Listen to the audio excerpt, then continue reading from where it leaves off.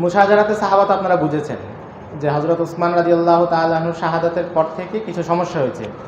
সমস্যা বলতে আরও স্পষ্ট করে বলতে গেলে সাহাবীদের মধ্যে পরস্পর যুদ্ধ হয়েছে, যেখানে এর আগ পর্যন্ত দেখা যাচ্ছে মুসলমানদের সাথে কাফিরদের লড়াই হচ্ছে, আর হযরত ওসমানের শাহাদাতের পরে দেখা গেল মুসলমানই লড়াই হচ্ছে, এবং যেখানে দুই পক্ষেই সাহাবীরাও আছেন, তাবেঈরাও আছেন, এবং বড় বড় সাহাবীরাও আছেন, বড় বড় তাবেঈরাও আছেন। তো মুশাজারাতে সাহাবার সময়কালটা কতটুকু? পুরো সময়টা তো এটা হয়নি, সাহাবীদের যুদ্ধ সে 110 হিজরি পর্যন্তই ছিল। 35 হিজরিতে হযরত ওসমান রাদিয়াল্লাহু তাআলা আনহু ইন্তেকাল করেন, আর 40 হিজরিতে ইন্তেকাল করেন হযরত আলী রাদিয়াল্লাহু তাআলা আনহু। তো এক হিসেবে বলতে গেলে 35 হিজরি থেকে 40 হিজরি পর্যন্ত যে সময়, এটা হচ্ছে মুশাজারাতের সময়কাল। কিন্তু এই সময়টাও পুরোটা আসলে মুশাজারা হয়নি, মুশাজারা হয়েছে আরও সংক্ষিপ্ত। সেটা হচ্ছে 35 হিজরি থেকে 37 হিজরি। 35 হিজরিতে ওসমান রাদিয়াল্লাহু তাআলা আনহুর ইন্তেকাল, 36 হিজরিতে জঙ্গে জামাল, যেখানে এক পক্ষে আয়েশা রাদিয়াল্লাহু তাআলা আনহা ছিলেন, অপরপক্ষে আলী রাদিয়াল্লাহু তাআলা আনহুর বাহিনী ছিল। আর 37 হিজরিতে জঙ্গে সিফিন, যেখানে এক পাশে মুআবিয়া রাদিয়াল্লাহু তাআলা আনহু, আমর ইবনুল আস রাদিয়াল্লাহু তাআলা আনহু, এবং অপর পাশে ছিলেন আলী রাদিয়াল্লাহু তাআলা আনহুর বাহিনী। তো তার মানে আমরা দেখছি কি মুশাজারাতটা মূলত 2 বছর হয়েছে, কিন্তু মুশাজারাতের প্রতিক্রিয়া এবং প্রভাব এখনও আছে, মানে প্রায় 1400 বছর পার হয়ে গেলেও এখনও আছে। তো মুশাজারাতটা আসলে আলোচনা কেন জরুরি?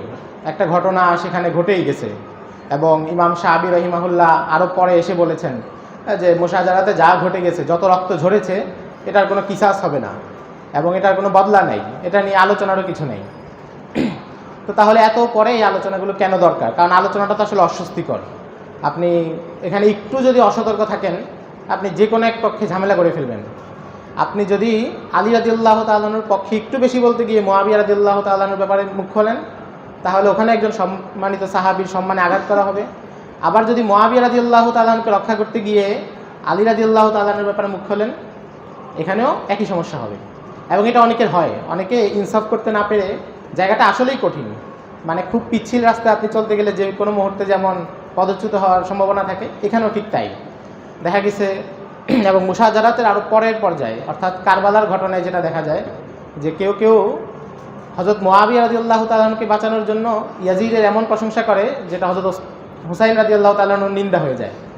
আবার হযরত হুসাইনের প্রতি এত বেশি মহব্বত দেখাতে যায় যেটা হচ্ছে আবার মুআবিয়া রাদিয়াল্লাহু তাআলা আনহু পর্যন্ত কথা চলে যায়। যেমন এখন আশুরা মাস চলতেছে, এই সময় আপনারা দেখবেন যে শিয়াদের প্রচুর উল্টাপাল্টা বক্তব্য থাকে। আবার যারা শিয়াদের মোকাবেলা করতে গিয়ে ইয়াজিদের এত প্রশংসা শুরু করে, যেটা আবার নাসিবিয়দের দিকে চলে যায়। তো এই দুই প্রান্তিকতা আছে। তো এই জন্য আসলে আলোচনাটা খুবই স্পর্শকাতর। তো কথা হচ্ছে যে এই স্পর্শকাতর হওয়ার পরেও এই আলোচনাটা আসলে কেন দরকার? দরকারের একদম মূল কারণ যেটা, কারণ তো অনেক কথাই বলা যায় যে ইসলামী ইতিহাস এটা আমাদের মিরাস, সেই হিসাবে আমাদের ইতিহাস জানা দরকার, সাহাবীদের জীবনের এই অংশগুলো আমাদের জানা থাকা দরকার। কিন্তু মূল কারণ, মৌলিক কারণ যেটা, সেটা হচ্ছে ইসলামের উপর ইসলামের শত্রুরা যে আপত্তিগুলো করে, যে প্রশ্নগুলো তোলে, সেটা সেকুলার হোক, নাস্তিক হোক, ওরিয়েন্টালিস্ট, মুস্তাশরিকিন হোক, কিংবা রাফিজিরা হোক, তাদের প্রশ্নগুলোর একটা বড় অংশ মুশাজারাত কেন্দ্রিক হয়। এই যে শিয়া রাফিজিরা, তারা যে বলে যে রাসূলের পরে রাসূলের 6 জন সাহাবী বাদে বাকি সবাই কাফের হয়ে গেছেন, তাদের এই বক্তব্যের উৎসটা কোথায়? উম্মুল মুমিনিনের উপর তাদের অনেক আপত্তি, অনেক জঘন্য জঘন্য কথা বলে। মূল সমস্যাটা কোথায়? আপনি দেখবেন যে তার আলোচনাটা মুশাজারাত থেকেই শুরু হয়েছে। এবং খেলাফত ধ্বংসের জন্য, খেলাফতের রাশেদা ধ্বংসের জন্য মানুষ হযরত মুআবিয়া রাদিয়াল্লাহু তাআলা আনহুকে দায়ী করে। আলোচনার সূত্রটা কোথায়? ওই মুশাজারাতে সাহাবায়, যে তিনি আলী রাদিয়াল্লাহু তাআলা আনহুর বিরুদ্ধে বিদ্রোহ করেছেন। তো তার মানে হচ্ছে যে এই জায়গাটা যদি আমাদের ক্লিয়ার না থাকে, এইখানকার কোনো একটা বর্ণনা এনে আমাদেরকে যে কোনো মুহূর্তে নাজেহাল করা সম্ভব। কারণ আপনার নিজের যদি বিষয়টা ক্লিয়ার না থাকে, তাহলে আপনি কতক্ষণ মুখস্থ জবাব দিবেন? এমনি তো মুখস্থ জবাব তো দেওয়াই যায় যে আমাদের যা কিছু হোক সাহাবায়ে কেরামের সম্মান সবার আগে, সেটা আমরা রক্ষা করব। কিন্তু কথা হচ্ছে আমার নিজের যদি নিজের ইলমের প্রতি ইতমিনান না থাকে, নিজের কাছেই বিষয়টি স্পষ্ট না হয়, তাহলে বেশিক্ষণ টিকা যায় না। তো এই জন্য মুশাজারাতের আলোচনাটা জরুরি। মৌলিক জায়গাটা এটা। যেমন মহররম মাসে এলে দেখা যায় মানুষ প্রচুর প্রশ্ন করে, এবং এমন এমন প্রশ্ন, এমন মানে কি বলে, চিপা চাপা থেকে খুঁজে জিনিস নিয়ে আসে, খুবই মুশকিল। আমাকে গত সপ্তাহে একজন প্রশ্ন করলো যে ইমাম আহমদ ইবনে হাম্বল রহিমাহুল্লাহর ছাত্র ইসহাক ইবনে ইব্রাহিম আন-নাইসাবুরি রহিমাহুল্লাহ, ওনার কিতাব আছে মাসাইলুল ইমাম আহমদ ইবনে হাম্বল, মানে আহমদ ইবনে হাম্বলের কাছে যে কথাগুলো উনি শুনেছেন, কারো ব্যাপারে জরাহ তাদিল কিংবা কোনো ফিখের মাসালায় বক্তব্য, সেগুলো উনি ওই কিতাবে সংকলন করেছেন। তো ওখানে একটা বর্ণনা আছে ইমাম আহমদ ইবনে হাম্বল থেকে। ইমাম আহমদ ইবনে হাম্বল বলতেছেন যে আমাকে দাল্লাওয়াইহি মানে জিয়াদ বিন আইয়ুব উনি বর্ণনা করেছেন, তিনি শুনেছেন আলী বিন জাদের কাছ থেকে। আলী বিন জাদ বলেছেন ওয়াল্লাহি মা তাওয়াল্লাহি মুআবিয়া আলা গায়রিল ইসলাম, যে মুআবিয়ার ইন্তেকাল ইসলামের উপর হয়নি, নাউজুবিল্লাহ। এখন এই যে আলী বিন জাদের কথাটা বললেন, আলী বিন জাদ হচ্ছেন বুখারীর রাবি। আলী বিন জাদ বুখারীর রাবি এবং ওনার মুসনাদ আছে, মুসনাদে আলী বিন জাদ, এবং মোটামুটি রিজাল শাস্ত্রে ওনাকে গ্রহণযোগ্য হিসেবেই ধরা হয়। ইমাম মুসলিম নিজে বলেছেন সিকাতুন, ইমাম মুসলিম সিকা বলেছেন। এখন আপনি তো প্যাচে পড়ে গেলেন, মুআবিয়ার সম্মান বাঁচাবেন না আলী বিন জাদের সম্মান বাঁচাবেন? একটা দ্বন্দ্ব না? আপনি যদি আলী বিন জাদকে এক কথায় উড়ে দেন তাহলে আপনার বুখারীর রাবি উড়ে যাচ্ছে। সাউন্ডটা কি বেশি নাকি? আচ্ছা, না আপনাদের সমস্যা নয়, মানে আমার কাছে মনে হয়েছিল। ও আচ্ছা আচ্ছা, না ঠিক আছে। তো এখন আলী বিন জাদের সম্মান বাঁচাবেন না মুআবিয়া রাদিয়াল্লাহু তাআলার সম্মান বাঁচাবেন? আবার কথাটা নকল করেছেন কে? জিয়াদ বিন আইয়ুব, নকল করেছেন আহমদ ইবনে হাম্বল নিজে। এখন এটা একটা প্রশ্ন না? এখন এই বিষয় যদি কনসেপ্টটা ক্লিয়ার না থাকে, মানে মৌলিক আমাদের অবস্থানটা কি হবে এবং আপত্তিগুলোর জবাবে আমরা মৌলিক কোন অবস্থানে দাঁড়িয়ে কথা বলবো, এটা যদি ক্লিয়ার না থাকে তখন দেখবেন কি অনেক দ্বিধাদ্বন্দ্ব লাগতেছে। এটা কি খুলে যাচ্ছে?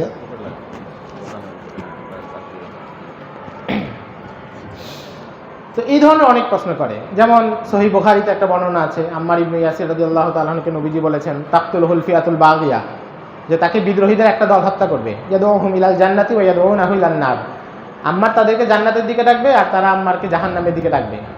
এখন এটা একদম স্বতঃসিদ্ধ কথা যে আম্মার ইবনে ইয়াসিরের শাহাদাত হয়েছে মুআবিয়া রাদিয়াল্লাহু তাআলা আনহুর বাহিনীর হাতে। যে ব্যক্তি ওনাকে হত্যা করেছে সে হযরত মুআবিয়া রাদিয়াল্লাহু তাআলা আনহুর বাহিনীর লোক ছিল। ইমাম দারাকুতনি বলেছেন, ইবনে হাজার আসকালানি বলেছেন, ইবনে খালদুন বলেছেন, সবাই বলেছেন।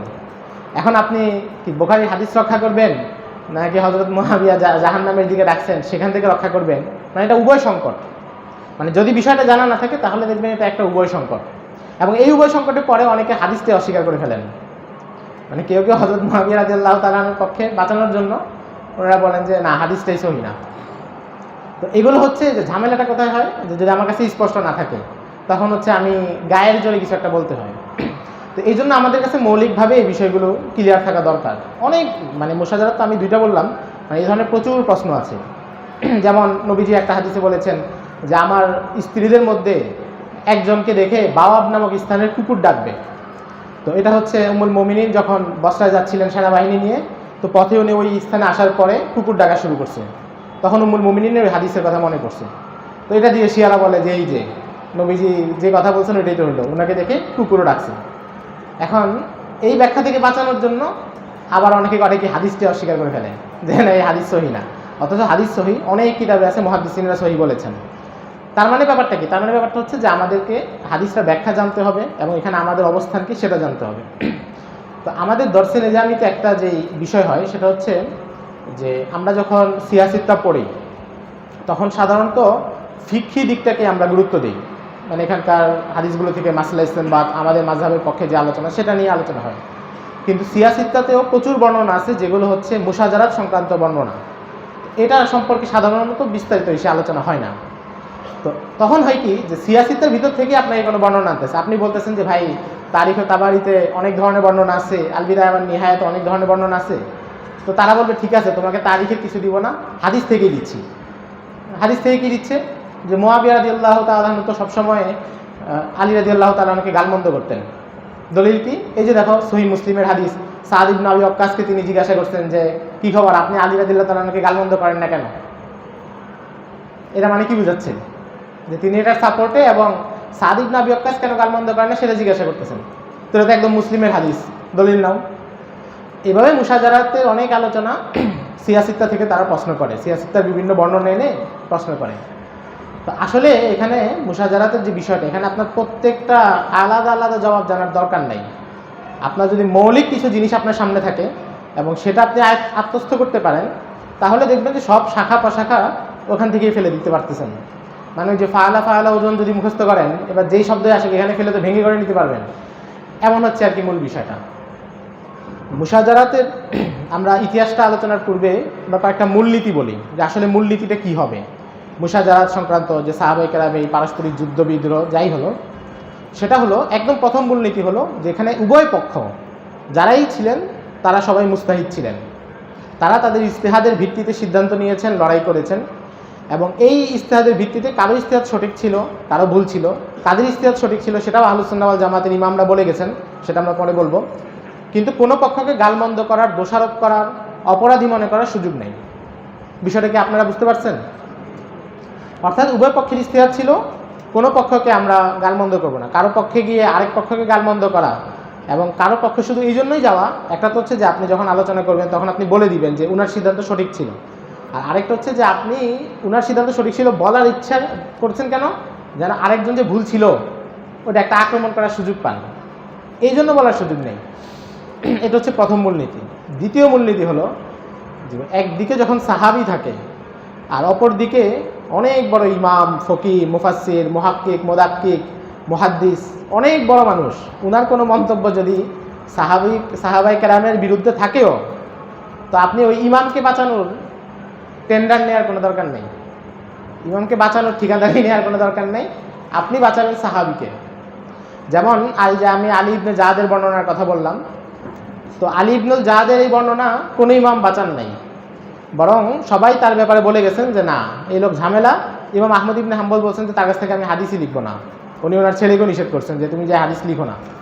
তো আলী ইবনে জাদ রাবি হিসেবে নির্ভরযোগ্য, কিন্তু ওনার মধ্যে যে সাহাবায়ে কেরামের গালমন্দ করার সমস্যা ছিল এটা ইমামরা বলে গেছেন। আপনারা সিয়ারু আলামিন নুবালাতে আলী বিন জাদের জীবনী দেখলে দেখবেন যে ইমাম মুসলিম তাকে বলছেন যে সিকা, এরপরে বলছেন জাহমিয়া ছিল।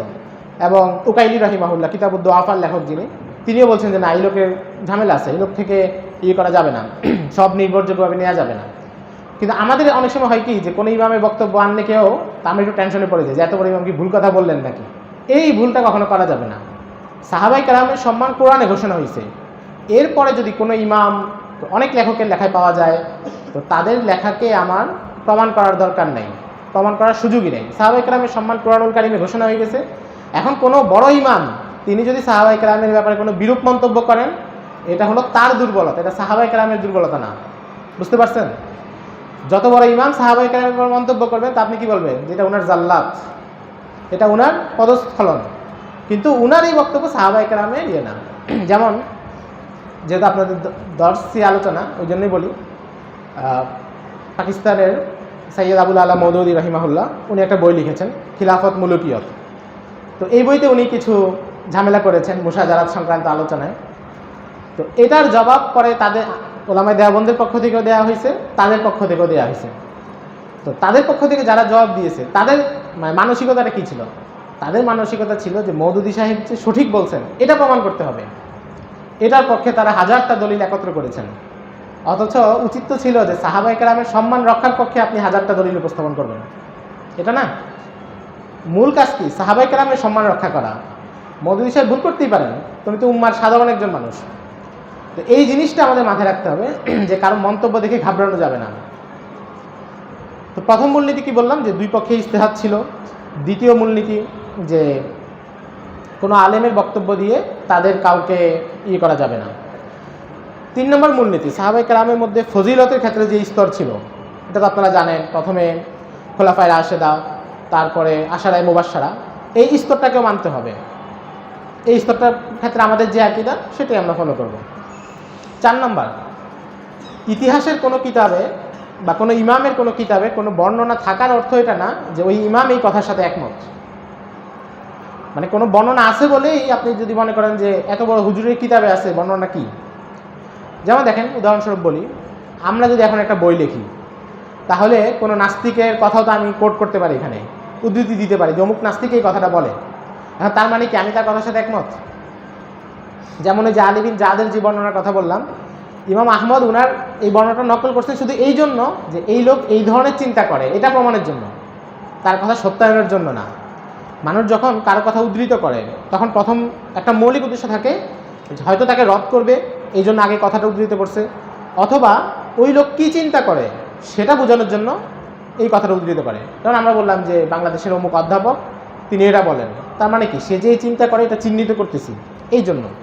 তো ইতিহাসের কোনো কিতাবের বর্ণনা দেখেই ঘাবড়ানোর কিছু নেই। বর্ণনা আসলেই তারিখে তাবারিতে একটা বর্ণনা আসছে এর মানে ইমাম তাবারির আকীদা এটা ছিল, ইমাম তাবারির অবস্থান এটা ছিল, ব্যাপারটা এমন না। বরং আপনি দেখবেন যে বর্ণনার সনদ কি, ইমাম তাবারির অন্য অন্য অবস্থান কি, সব মিলিয়ে তারপরে বিচার করতে হবে। অনেক সময় এটা হয় যে মানুষকে যে ইতিহাসের কিতাব খুলে দিলে, রেফারেন্স দিলে তখন অনেকে একটু থমকে যায় যে বর্ণনা তো আছে, বর্ণনা আছে কিন্তু থাকলেই প্রমাণিত না, আপনি সনদ দেখতে হবে। আবার যদি সনদ সহি হয় এরপর দেখা যায় যে তাবিল আছে, হয়তো সনদ সহি না, অথবা সনদ সহি কিন্তু তাবিল আছে, অথবা তাবিল নেই, ঠিক আছে এটা মানবিক দুর্বলতা যেটার কারণে অনেক বড় আঘাত করার সুযোগ নেই।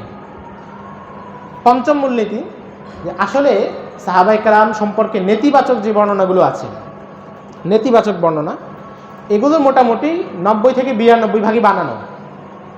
মানে মোটামুটি নেতিবাচক একটা বর্ণনা শুনলে আপনি যদি বাদ দিয়ে দেন তাহলে মোটামুটি 80% সম্ভাবনা আছে যে আপনার কথা সঠিক হবে।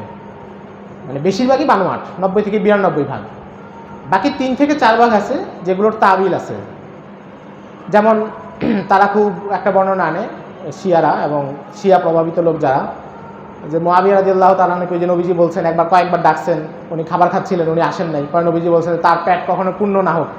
তো তারা বলে যেটা বদদোয়া ছিল, অথচ এটা আসলে বদদোয়া না, এটা দোয়া। আপনারা দেখবেন সহিহ মুসলিমে বাবু আছে লানাতুর রাসূল দোয়াউর রাসূল, যে রাসূলের লানতটাও দোয়া। নবীজি রাগ করলে কি বলতেন না তোমার মাথা ধুলোয় পতিত হোক, এটা কি অনেক বড় বদদোয়া, বরং বেশি সিজদার তৌফিক দিক আল্লাহ। তো তার মানে কি এখানে তাবিল আছে, বাহ্যিকভাবে মনে হচ্ছে একরকম কিন্তু আসলে এখানে তাবিল আছে, কয়েক পার্সেন্ট আছে এগুলো তাবিল আছে। আর বাকি 2-1% বর্ণনা যেটা হচ্ছে আসলেই সব দিক, তাবিলও নাই, বর্ণনাও জাল না, বর্ণনাও সহি এবং নেতিবাচক কথা আছে। এটার মূল বিষয় হচ্ছে যে সাহাবায়ে কেরামের ব্যাপারে আমাদের আকীদা কি, তারা কি নবীদের মতো নিষ্পাপ? নিষ্পাপ না, তাদের দ্বারা ছোটোখাটো গুনাহ হয়েই যেতে পারে, কিন্তু তারা মাগফুর, দুনিয়াতেই ক্ষমা পেয়ে গেছেন, ক্ষমাপ্রাপ্ত। কিন্তু তাদের 2-1টা গুনাহ হইতে পারে। সাহাবায়ে কেরামের মধ্যে অনেকে জিনা করছেন না, জিনার শাস্তি নবীজি দিচ্ছেন না। তো এখন এর মানে কি এটা যে জিনাতে কোনো তাবিলও নেই, বর্ণনাও সহি? আপনারা কি বিষয়টা বুঝতে পারছেন? আরেকবার বলি যে 90 থেকে 92% বর্ণনা এগুলো একদম বানোয়াট, জাল। 3-4% আছে যেটা হচ্ছে তাবিল আছে, বাহ্যিকভাবে খারাপ মনে হচ্ছে কিন্তু আসলে ব্যাখ্যা আছে। আর এরপরে 2-1% হচ্ছে যে না তাবিল নেই কিন্তু মানবিক দোষ হিসেবে সাহাবায়ে কেরাম থেকে হয়তো কোনো একটা অপরাধ প্রমাণিত, কোনো একটা ভুল প্রমাণিত, কিন্তু এটা প্রমাণিত হইলেই কি সাহাবায়ে কেরাম তো ক্ষমাপ্রাপ্ত, সবাই মাগফুর, সাহাবায়ে কেরাম সবাই মাগফুর, ব্যাস ঝামেলা নাই। এটা হচ্ছে, তো এই হচ্ছে 5টা মূলনীতি গেল, এটা আপনারা একটু মনে রাখবেন। এবার আসি যে মুশাজারাত সংক্রান্ত যে আলোচনা, এই আলোচনাগুলো আমাদের কাছে আসছে কিভাবে। মানে আমি মুশাজারাত ঘটেছে সেই 35 থেকে 37 হিজরিতে, আমরা এখন কত হিজরিতে আছি? হ্যাঁ, তাহলে 1444 হিজরি, তার মানে প্রায় 1400-এর বেশি বছর। তো আমাদের কাছে আসলে আমরা কীভাবে পেয়েছি, কাদের মাধ্যমে? এই আলোচনাটা দরকার, কারণ হচ্ছে আসার যে তুরুকগুলো আছে, আসার যে পথগুলো আছে, এটা চিনলে তাইলে আমাদের অনেক কিছু যাচাই করা সহজ হয়ে যাবে, খুব সহজে। মুশাজারাতের বর্ণনা আমাদের কাছে মোটামুটি 11 জনের মাধ্যমে আসছে, 11 জন বর্ণনাকারীর মাধ্যমে মুশাজারাতের বর্ণনাগুলো আমাদের কাছে আসছে।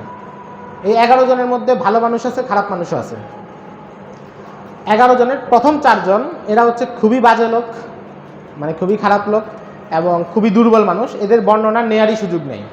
নেয়ার সুযোগ নেই বলতে মানে সাহাবায়ে কেরামের ব্যাপারে কোনো নেতিবাচক মন্তব্য থাকলে নেওয়ার সুযোগ নেই, কিন্তু তারা যদি এমন কোনো কথা বলে যেটা দ্বারা সাহাবায়ে কেরামের কোনো ভালো দিক উল্লেখ হয় তাহলে সেটা নেওয়া যায়।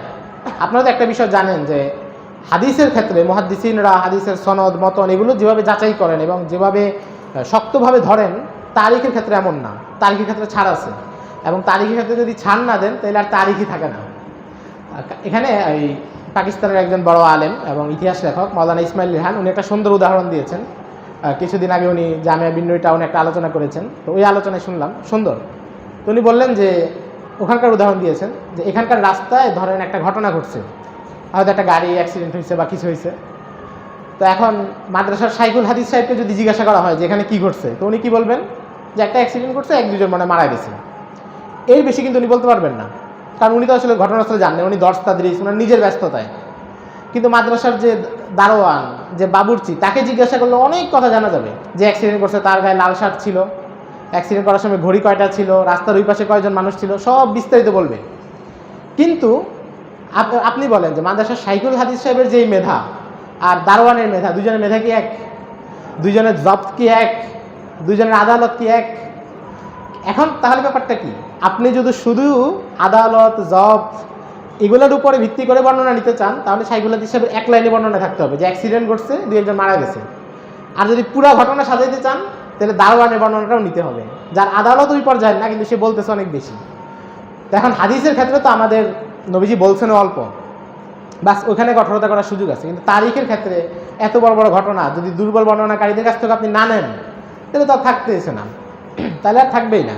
তো তারিখের ক্ষেত্রে সুযোগ আছে। তো এই জন্য বলতেছি যে যারা দুর্বল, যাদের বর্ণনা প্রত্যাখ্যাত, তাদের ওই বর্ণনাগুলোই প্রত্যাখ্যাত যেগুলো সাহাবায়ে কেরামের ব্যাপারে নেতিবাচক। যেমন ধরেন মাদ্রাসা মানে কোনো একটা জায়গায় একজন নিম্ন শ্রেণীর লোক, সে যদি কোনো প্রসিদ্ধ ব্যক্তির ব্যাপারে কোনো নেতিবাচক কথা বলে, এটা তো ধর্তব্য না। কারো প্রসিদ্ধ কারো সম্মান হানি করে কোনো কথা বলে ধর্তব্য না। কিন্তু সে যদি ওনার সম্মান বাড়ে এমন কোনো কথা বলে, সেটা ধরা যায়। ধরেন কোনো রিক্সাওয়ালা বললো যে অমুক মাদ্রাসা শাইখুল হাদিস শুনে এত বড় একটা অপরাধী, এটা তো আপনি নেবেন না। কিন্তু সে বললো যে শাইখুল হাদিস সাহেব আমার রিক্সায় উঠছেন, আমাকে 10 টাকা বাড়ায় দিচ্ছেন, এটা তো আপনি নেবেন। এই জিনিসটা বুঝতে হবে। তো এই যে 11 জনের কথা বললাম, 11 জনের প্রথম জন, তার নাম হচ্ছে লুত বিন ইয়াহিয়া আবু মিখনাফ। অনেক বর্ণনা করছে সে।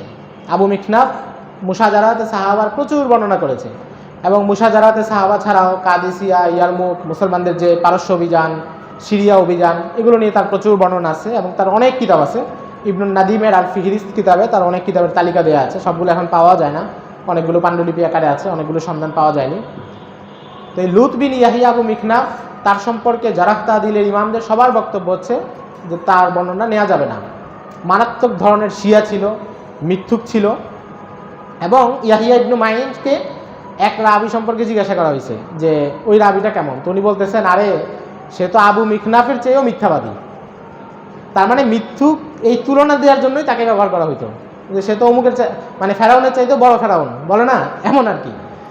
তো আবু মিখনাফ হচ্ছে এই ধরনের মিথ্যুক লোক। আবু মিখনাফের কাছ থেকে প্রচুর বর্ণনা আছে, আপনারা তারিখে তাবারি খুললে দেখবেন উনি আবু মিখনাফ থেকে প্রায় 500 বর্ণনা আনছেন, এবং এগুলোর বেশিরভাগই মুশাজারাত সংক্রান্ত বর্ণনা। আপনি যেই বর্ণনাটাই দেখবেন যে মোটামুটি একটু ঝামেলাওয়ালা বর্ণনা, সাহাবায়ে কেরামের ব্যাপারে একটু নেতিবাচক বর্ণনা, খুললে দেখবেন এটা আবু মিখনাফ থেকে আসছে।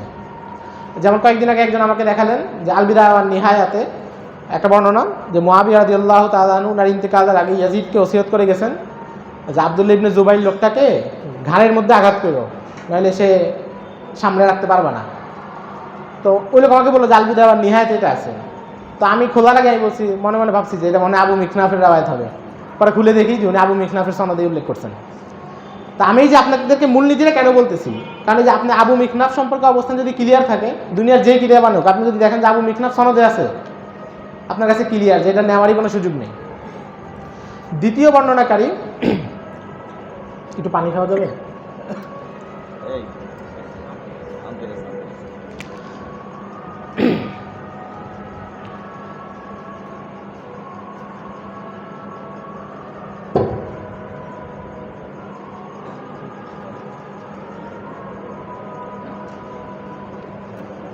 এখানে রাখলে সুবিধা হবে।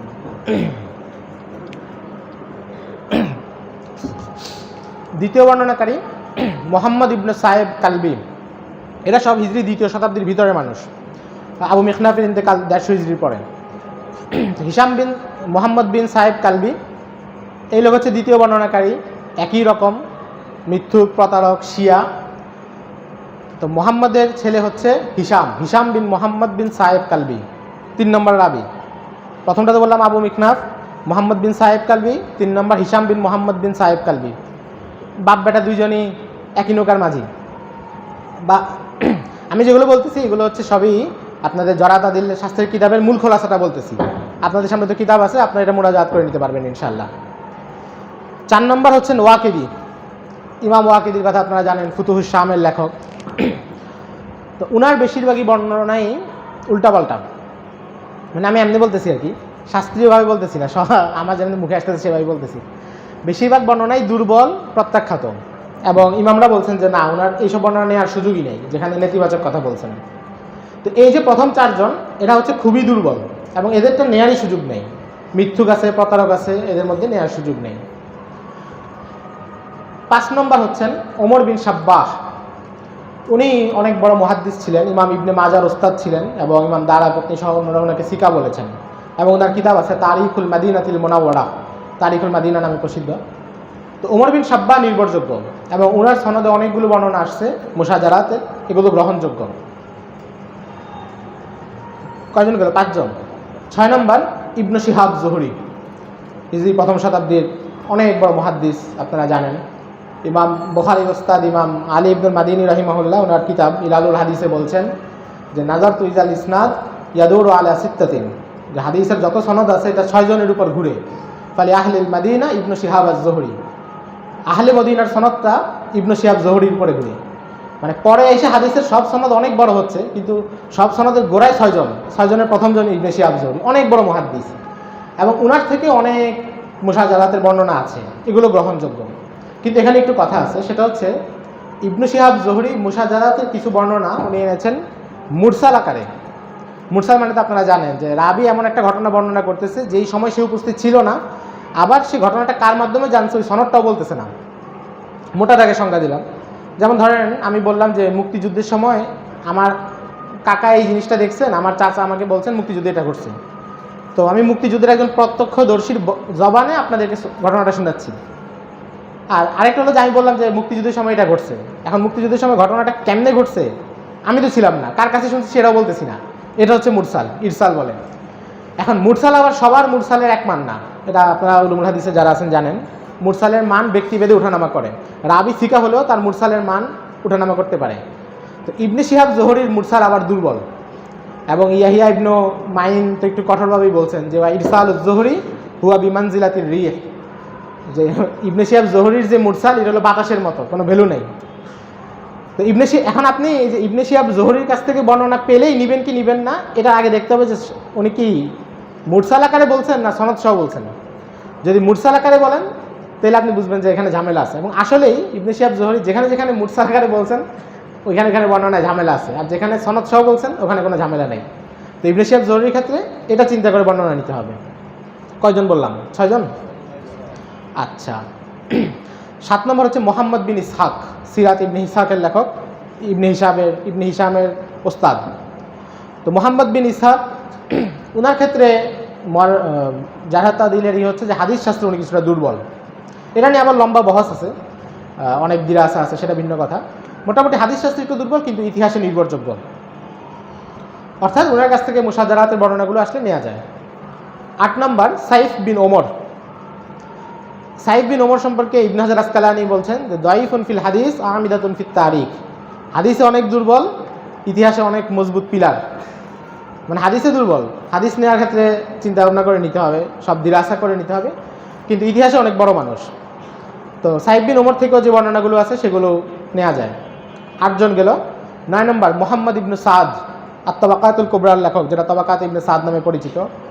উনি সিকা রাবি, নির্ভরযোগ্য রাবি, কিন্তু ঝামেলা হচ্ছে যে ওনার তাবাকাত ইবনে সাদে উনি ওই যে আগে যে 4 জনের কথা বলছি মার্কা মারা লোক, ওই 4 জন থেকে কিছু বর্ণনা উনি আনছেন। তো এই জন্য ওনার কিতাবে কোনো বর্ণনা আছে বলেই নেওয়ার সুযোগ নেই, আগে দেখতে হবে যে এখানে উনি কোন সনদে আনছেন। কয়জন হলো ভাই?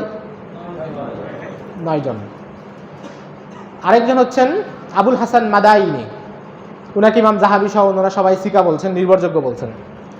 মোটামুটিভাবে মাদাইনি বর্ণনা নেওয়া যায়, কিন্তু মাদাইনির 2-1টা বর্ণনা আছে যেটা আবার একটু অন্যরকম। যেমন একটা বিখ্যাত বর্ণনা যেটা আল বিদায়া ওয়ান নিহায়া সহ অনেক জায়গায় আসছে, শিয়ারা মহরমে খুব বেশি করে এটা নিয়ে।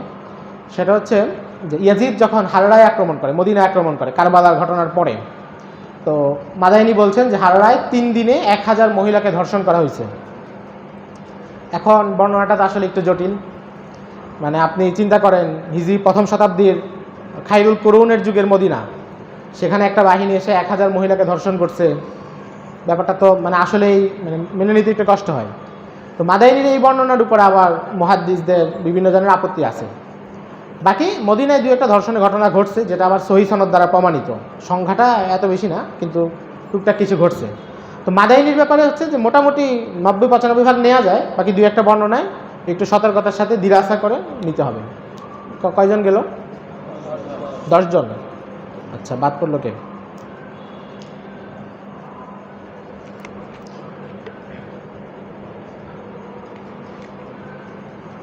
কার কার নাম বলছি একটু বলেন তো কেউ।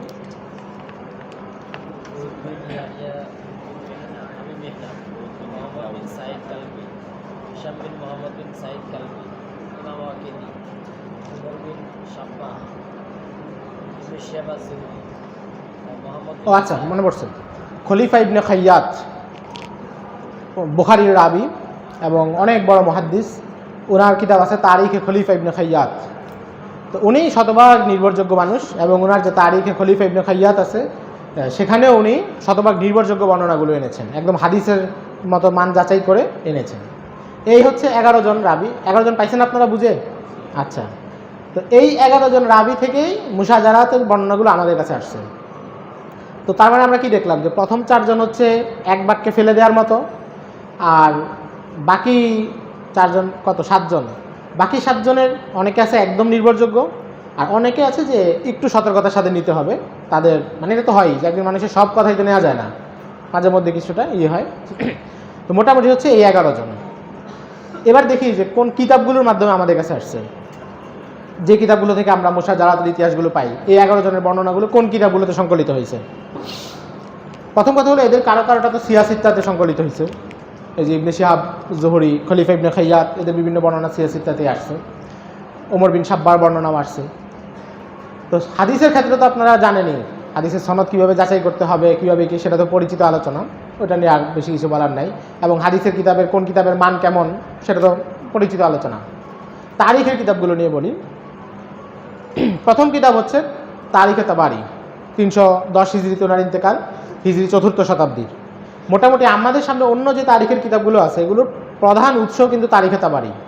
আমরা আল বিদায়া ওয়ান নিহায়া বলি, কিন্তু আল বিদায়া ওয়ান নিহায়া তো আরও পরের মানুষ। ইবনে কাসির ইন্তেকাল 774 হিজরিতে। তো উনি মূলত তারিখে তাবারিকেই সংক্ষেপিত করে বর্ণনাগুলো নিয়েছেন। আল কামিল ফি তারিখ আছে ইজ্জুদ্দিন ইবনুল আসিল আল জাজারি রাহিমাহুল্লাহ, 630 হিজরিতে ইন্তেকাল। ইমাম জাহাবি, ওনার ইন্তেকাল 748 হিজরিতে। সবাই অনেক পরে মানুষ। ইবনে খালদুন, জালালউদ্দিন সুয়ুতি, সব পরে মানুষ। মোটা দাগে তারিখে তাবারি থেকে নিয়েছেন। তারিখে তাবারিতে, তাবারির ভূমিকাতে আপনারা জানেন যে ইমাম তাবারি রাহিমাহুল্লাহ বলছেন যে আমার এখানে এমন কিছু বর্ণনা আনছি যেটা দেখলে পাঠক নিজে অবাক হয়ে যেতে পারে। কেমন অবাক করা বর্ণনা? যেমন ওখানে একটা বর্ণনা আছে যে দাউদ আলাইহিস সালাম একবার ওনার এক সেনাপতির স্ত্রীকে দেখে প্রেমে পড়ে যান, নাউজুবিল্লাহ। সেনাপতির স্ত্রী গোসল করতেছিল, উনি ওই অবস্থা দেখে ফেলছেন। এরপর উনি করলেন কি, ওনার সেনাপতিকে যুদ্ধে পাঠিয়ে দিলেন। তো যুদ্ধে সেনাপতি মারা গেলে এরপর উনি সেনাপতির স্ত্রীকে বিয়ে করলেন। তারিখে তাবারি বর্ণনা। কোনো পয়গম্বর সম্পর্কে এটা কি আপনি গ্রহণ করতে পারবেন? এটা আসছে কীভাবে? ওই যে উল্টাপাল্টা লোক আবু মিখনাফের মতো যারা, এদের মাধ্যমে। তো ইমাম তাবারি এটা বলে দিয়েছেন ভূমিকাতে যে আমার এখানে এমন অনেক বর্ণনা আছে যেটা পাঠক বুঝবে। তো এরপর উনি বলতেছেন যে আসলে এটা আমার পক্ষ থেকে না, আমি বর্ণনাগুলো যেভাবে পাইছি সনদ সহ সেভাবে দিয়ে দিছি, তোমরা চেক করে নাও। ওনাদের উদ্দেশ্য ছিল যে ইতিহাসটাকে সংকলিত করা। যেমন একটা ঘটনা যদি এখন ঘটে, আপনি কিন্তু মূল ঘটনাটা এখন বুঝবেন না। মানে ঘটনা যে মুহূর্তে ঘটে, একটা পুকুরে যখন ঢিল মারলে তো পানি ঢেউ কাঁপতে থাকে, এবং তখন পুকুরের কিনারে যে এই ঢেউটা বাড়ি খায়, সেখানে তো পুকুরের পানির স্তর একটু উঁচু মনে হয় না? এখন পুকুরে পানির স্তর বোঝার জন্য তখন দেখতে হবে যখন হলো সব শান্ত হয়, নাহলে আপনি বুঝতে পারবেন না। তো তাবারির ওই যুগে তখনও ঝামেলা চলতেছিল, নানা ঝামেলা ছিল। তো ওনারা হচ্ছে ইতিহাসটা সংকলন করছেন সনদ সহ, যে পরে তোমরা যাচাই করে নিও। সেই জন্য তারিখে তাবারিতে কোনো বর্ণনা আসছে দেখেই চোখ বুঝে মেনে নেওয়ার সুযোগ নেই। যেমন এই যে আবু মিখনাফের কথা বললাম, এনার থেকে প্রায় 500 বর্ণনা আছে তার কাছে। এই হিশাম বিন মোহাম্মদের কাছ থেকে প্রায় 70টার উপরে বর্ণনা নিছেন। এই বর্ণনাগুলোতে প্রচুর ঝামেলা আছে। তারিখে তাবারিতে অনেক উল্টাপাল্টা বর্ণনা আছে। আমাদের কাজ হলো যে যখন বর্ণনা নিব, অন্তত সাহাবায়ে কেরামের এই মুশাজারাত এই বিষয়গুলোতে, তখন বর্ণনা যাচাই করে দেখে শুনে নিব। দ্বিতীয় কিতাব আছে আল বিদায়া ওয়ান নিহায়া কিংবা আল কামিল ফি তারিখ। আল বিদায়া ওয়ান নিহায়াতে ইবনে কাসির মোটামুটি ঝামেলাপূর্ণ বর্ণনাগুলোকে বাদ দিয়েছেন, প্রায় 80 ভাগই বাদ দিয়েছেন, বাদ দিয়ে সংকলন করছেন। কিন্তু যে 20 ভাগ কিছু বর্ণনা চলে আসছে, তো ওখানেও আপনি শতভাগ চোখ বুঝে নেওয়ার সুযোগ নেই। এই জন্য আপনাদেরকে উৎসগুলো চিনিয়ে দিলাম, যে যেই উৎসগুলো থেকে আসতেছে ওইটা আগে খেয়াল করবেন যে এখান থেকে নেওয়া যাবে কি যাবে না। এরপর আল কামিল ফি তারিখ। আল কামিল ফি তারিখে উনি আবার করছেন ইবনে কাসিরের উল্টাটা। উনি করছেন শুরুতে ঝামেলাওয়ালা বর্ণনাই বেশি আনছেন। তারিখে তাবারি সংক্ষেপিত রূপ, কিন্তু সংক্ষেপ করে ঝামেলাওয়ালা যে কথাগুলো এগুলো বেশি আনছেন। এটা হচ্ছে আল কামিল ফি তারিখে। ইবনে খালদুন আবার চেষ্টা করছেন যে মোটামুটি পরিশুদ্ধ তথ্যগুলো দিতে, কিন্তু মাঝে মধ্যে দুই একটা বর্ণনা এসে গেছে। মানে আপনার এটা দোষে কিছু না, কারণ হাদিসের কিতাবেও তো যা মাঝে মধ্যে মাউজু জয়ীফ সব হাদিসের কিতাবে তো একমান না, এখানেও শতভাগ মেনটেন করা যায় না। তো তারিখের কিতাবেও এটা হয়েছে, এটা খুব স্বাভাবিক একটা বিষয়। এগুলো হচ্ছে মোটামুটি আহলুস সুন্নাহ ওয়াল জামাতের ধারার ইতিহাস। এবার শিয়াদের ধারার ইতিহাসের আলাদা বই আছে। আপনারা জানেন যে শিয়াদের প্রত্যেকটা জিনিস কিন্তু আলাদা, তাদের ফিকহের কিতাব আলাদা, তাদের হাদিসের কিতাব আলাদা, তাদের আকীদার কিতাব আলাদা, তাদের ইতিহাসের কিতাবও আলাদা। শুরু থেকেই তারা একটা আলাদা ধর্ম হিসেবেই সব কিছু ইয়ে করেছে। আমাদের যেমন হাদিসের বড় কিতাব হচ্ছে বুখারী মুসলিম, তাদের হাদিসের বড় কিতাব হচ্ছে উসুলে কাফি। আপনারা দেখবেন যে তারা রেফারেন্স দিলে উসুলে কাফি থেকে রেফারেন্স দিবে, যে ওখানে হাদিসটা আছে। তো তাদের ধারার ইতিহাসের কিতাব কি? এক নম্বর আছে তারিখ-ই ইয়াকুবি, ইবনুল ওয়াজে আল কাতিব আল আব্বাসির লেখা তারিখ-ই ইয়াকুবি। তো ইয়াকুবি ছিল ইমামিয়া শিয়া, এবং তার কিতাবে যত ধরনের উল্টাপাল্টা বর্ণনা আছে সব সে আনছে। আরেকটা আছে মাসুদির লেখা মুরুজুজ জাহাব, 4 খণ্ডে লেখা। মাসুদিও খুব কড়া ধরনের শিয়া ছিল। ইমাম ইবনে তাইমিয়া রাহিমাহুল্লাহ মিনহাজুস সুন্নাতে বলেছেন যে মাসুদির বইতে এত বেশি বানোয়াট কথা আছে, আল্লাহ ছাড়া কারো পক্ষে গণাও সম্ভব না। কি পরিমাণ ভুল কথা আছে চিন্তা করেন, যে আল্লাহ ছাড়া কেউ গুনতে পারবে না, মানে লাইনে লাইনেই ভুল। একটা বইতে 10% ভুল থাকলে আপনি আলাদা করতে পারবেন, যদি 90% ভুল থাকে এখানে তো আপনি ভুল আলাদা করার দরকার নেই, শুদ্ধ যেটা আছে ওইটা আলাদা করলে যথেষ্ট। তো মাসুদির বইতে হচ্ছে এই সমস্যা। তাদের আরেকটা বই আছে নাহজুল বালাগা, যেটা 400 হিজরি পরে সংকলন করছে, এবং তাদের দাবি এটা আলী রাদিয়াল্লাহু তাআলা আনহুর বিভিন্ন বক্তব্য, খুতবা, চিঠি এগুলোর সংকলন, এবং এটার যত কথা আছে সবগুলো আলী রাদিয়াল্লাহু তাআলা আনহুর কথা। কিন্তু বাস্তবতা হলো যে এটা আসলে পরে তাদের দুইজনে মিলে সংকলন করছে, এবং এখানে এমন ইমান বিধ্বংসী কথা আছে যেটা আলী রাদিয়াল্লাহু তাআলা আনহু থেকে আসাই সম্ভব না। তো এগুলো হচ্ছে কিন্তু তাদের ধারার, এটার লেখকরা আহলুস সুন্নাহ ওয়াল জামাতের কেউ না। আরও আছে আখবারুত তিওয়াল আছে, আবু হানিফা দিনাওয়ারি, এও শিয়া ছিল, ইমাম তাবারির আগে, 250 হিজরি পরে ইন্তেকাল। তো তার কাছ থেকেও মানে তাদের এই কিতাব থেকে কোনো বর্ণনা আসলে আপনি মোটামুটি শুরুতেই বাদ দিতে পারেন। আছে কিতাবুল আগানি আবুল ফারাজ ইস্পাহানি। তো এই লোক এত ভালো মানুষ ছিল যে ইবনুল জাওজি রাহিমাহুল্লাহ আল মুনতাজামে লিখছেন যে 40 দিন গোসল করতো না। এই ছিল তার অবস্থা, টানা 40 দিন গোসল করতো না, কাছেও যাওয়া যেত না দুর্গন্ধে, এবং খুব বাজে ধরনের লোক ছিল, খুব নোংরা মানুষ। কিতাবুল আগানিতে অনেক নোংরা নোংরা কথা আছে, এখানেও সাহাবীদের ব্যাপারে অনেক উল্টাপাল্টা কথা আছে, এই বর্ণনাগুলো মানুষ আনে। তো আপনি যে রেফারেন্স দেখলে মানে আপনার পরিশ্রম কমে যাবে কি, আপনি যদি কোনো বর্ণনা দেখেন যে এই 11 জনের কাছ থেকে আসছে, মেপে ফেলতে পারবেন যে বর্ণনা কোন হালতে আছে। আর যদি কিতাবের রেফারেন্স দেখেন, এখন যদি আল বিদা ওয়ান নিহায়া দেখেন তাহলে আপনি বলবেন যাচ্ছে আমি চেক করে দেখতে হবে। কিন্তু যদি আপনি নাহজুল বালাগা দেখেন, মুরুজুজ জাহাব দেখেন, তারিখ-ই ইয়াকুবি দেখেন, তা আপনি শুরুতেই বুঝবেন যে না এখানে শতভাগই ঝামেলা, শতভাগ বাদ দিয়ে দিতে পারবেন। তো এখানে আমরা কি বললাম, দুইটা সোর্স বললাম, একটা হচ্ছে যে বর্ণনাকারী কাদের মাধ্যমে আসছে, আর 2 নম্বর হলো যে কোন কিতাবগুলোর মাধ্যমে আসছে। আর কিতাবগুলো সম্পর্কে তো প্রথমেই বললাম যে কোনো কিতাবে আসা মানেই যে ইমামরা সেটা একমত এমন না, তারা এটা বিভিন্ন কারণে আনছেন, কেউ সংকলনের উদ্দেশ্যে আনছেন, কেউ চিহ্নিত করার উদ্দেশ্যে আনছেন, আমাদের চেক করে সিদ্ধান্ত দিতে হবে। তো এটা পুরোটাই যা বললাম সব কিছু গেল ভূমিকা। এখন আমরা মানে আলোচনা এখন শুরু হবে আর কি, মুশাজারাতের মূল আলোচনাটায় ঢুকবো। তো ঢুকার আগে ইমাম তাহাবী রাহিমাহুল্লাহর একটা কথা সবাইকে মনে করিয়ে দিই, যেটা আকিদাতুত তাহাবীতে উনি বলছেন, ওয়া নুহিব্বু আসহাবা রাসূলিল্লাহি সাল্লাল্লাহু আলাইহি ওয়াসাল্লাম ওয়ালা নুফরিতু ফি হুব্বি আহাদিম মিনহুম ওয়ালা নাতাবাররাউ মিনহুম। আমরা নবীজি সকল সাহাবীকে ভালোবাসি, কারোর প্রতি ঘৃণা বিদ্বেষ রাখি না, করি না, কারো ভালোবাসায় বাড়াবাড়িও করি না। আলী রাদিয়াল্লাহু তাআলা আনহুকে এমন ভালোবাসা যে তাকে খোদা বানায়া দেয় শিয়ারা, এই ভালোবাসাও নাই, আবার কোনো সাহাবীর প্রতি এত ঘৃণাও নাই যে তাকে তাকফির করে ফেলে। কারণ সাহাবায়ে কেরাম আমাদের আকীদার অংশ।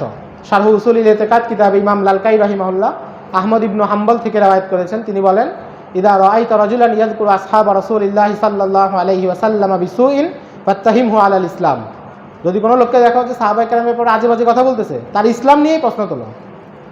তো এই হচ্ছে সাহাবায়ে কেরামের ব্যাপারে আমাদের আকীদা। তো মুশাজারাতের যে আলোচনায় আমরা শুনবো, যে আলোচনায় আমরা পড়বো, আমাদের এই আকীদাটা সারাক্ষণ মাথায় ঘুরাইতে হবে। কারণ মানে জায়গাটাই এত পিচ্ছিল, যে কোনো মুহূর্তে শয়তান যে কোনো জায়গায় ধোঁকা দিয়ে দিতে পারেন। আপনি কিছু জায়গাতে এমন আছে যেখানে আসলে তাবিল করতে হয়, ব্যাপারটা এমন যে তাবিল করা ছাড়া উপায় নেই, সেখানে তাবিল করতে হয়। এখন তাবিলের জায়গাগুলো বেশি পিচ্ছিল, শয়তান বলবে যে না এটা তো এই ব্যাখ্যা, এই তাবিল না নিলে কী হয়। তো এই জন্য আমাদের আকীদার এই জিনিসটা মাথার মধ্যে একদম মজবুত রাখতে হবে। আপনারা কি বিরক্ত হচ্ছেন? যাক, আপনারা তো ধৈর্য ধরে শুনতেছেন, আমি হলে মনে হয় এত ধৈর্য নিয়ে শুনতে পারতাম না।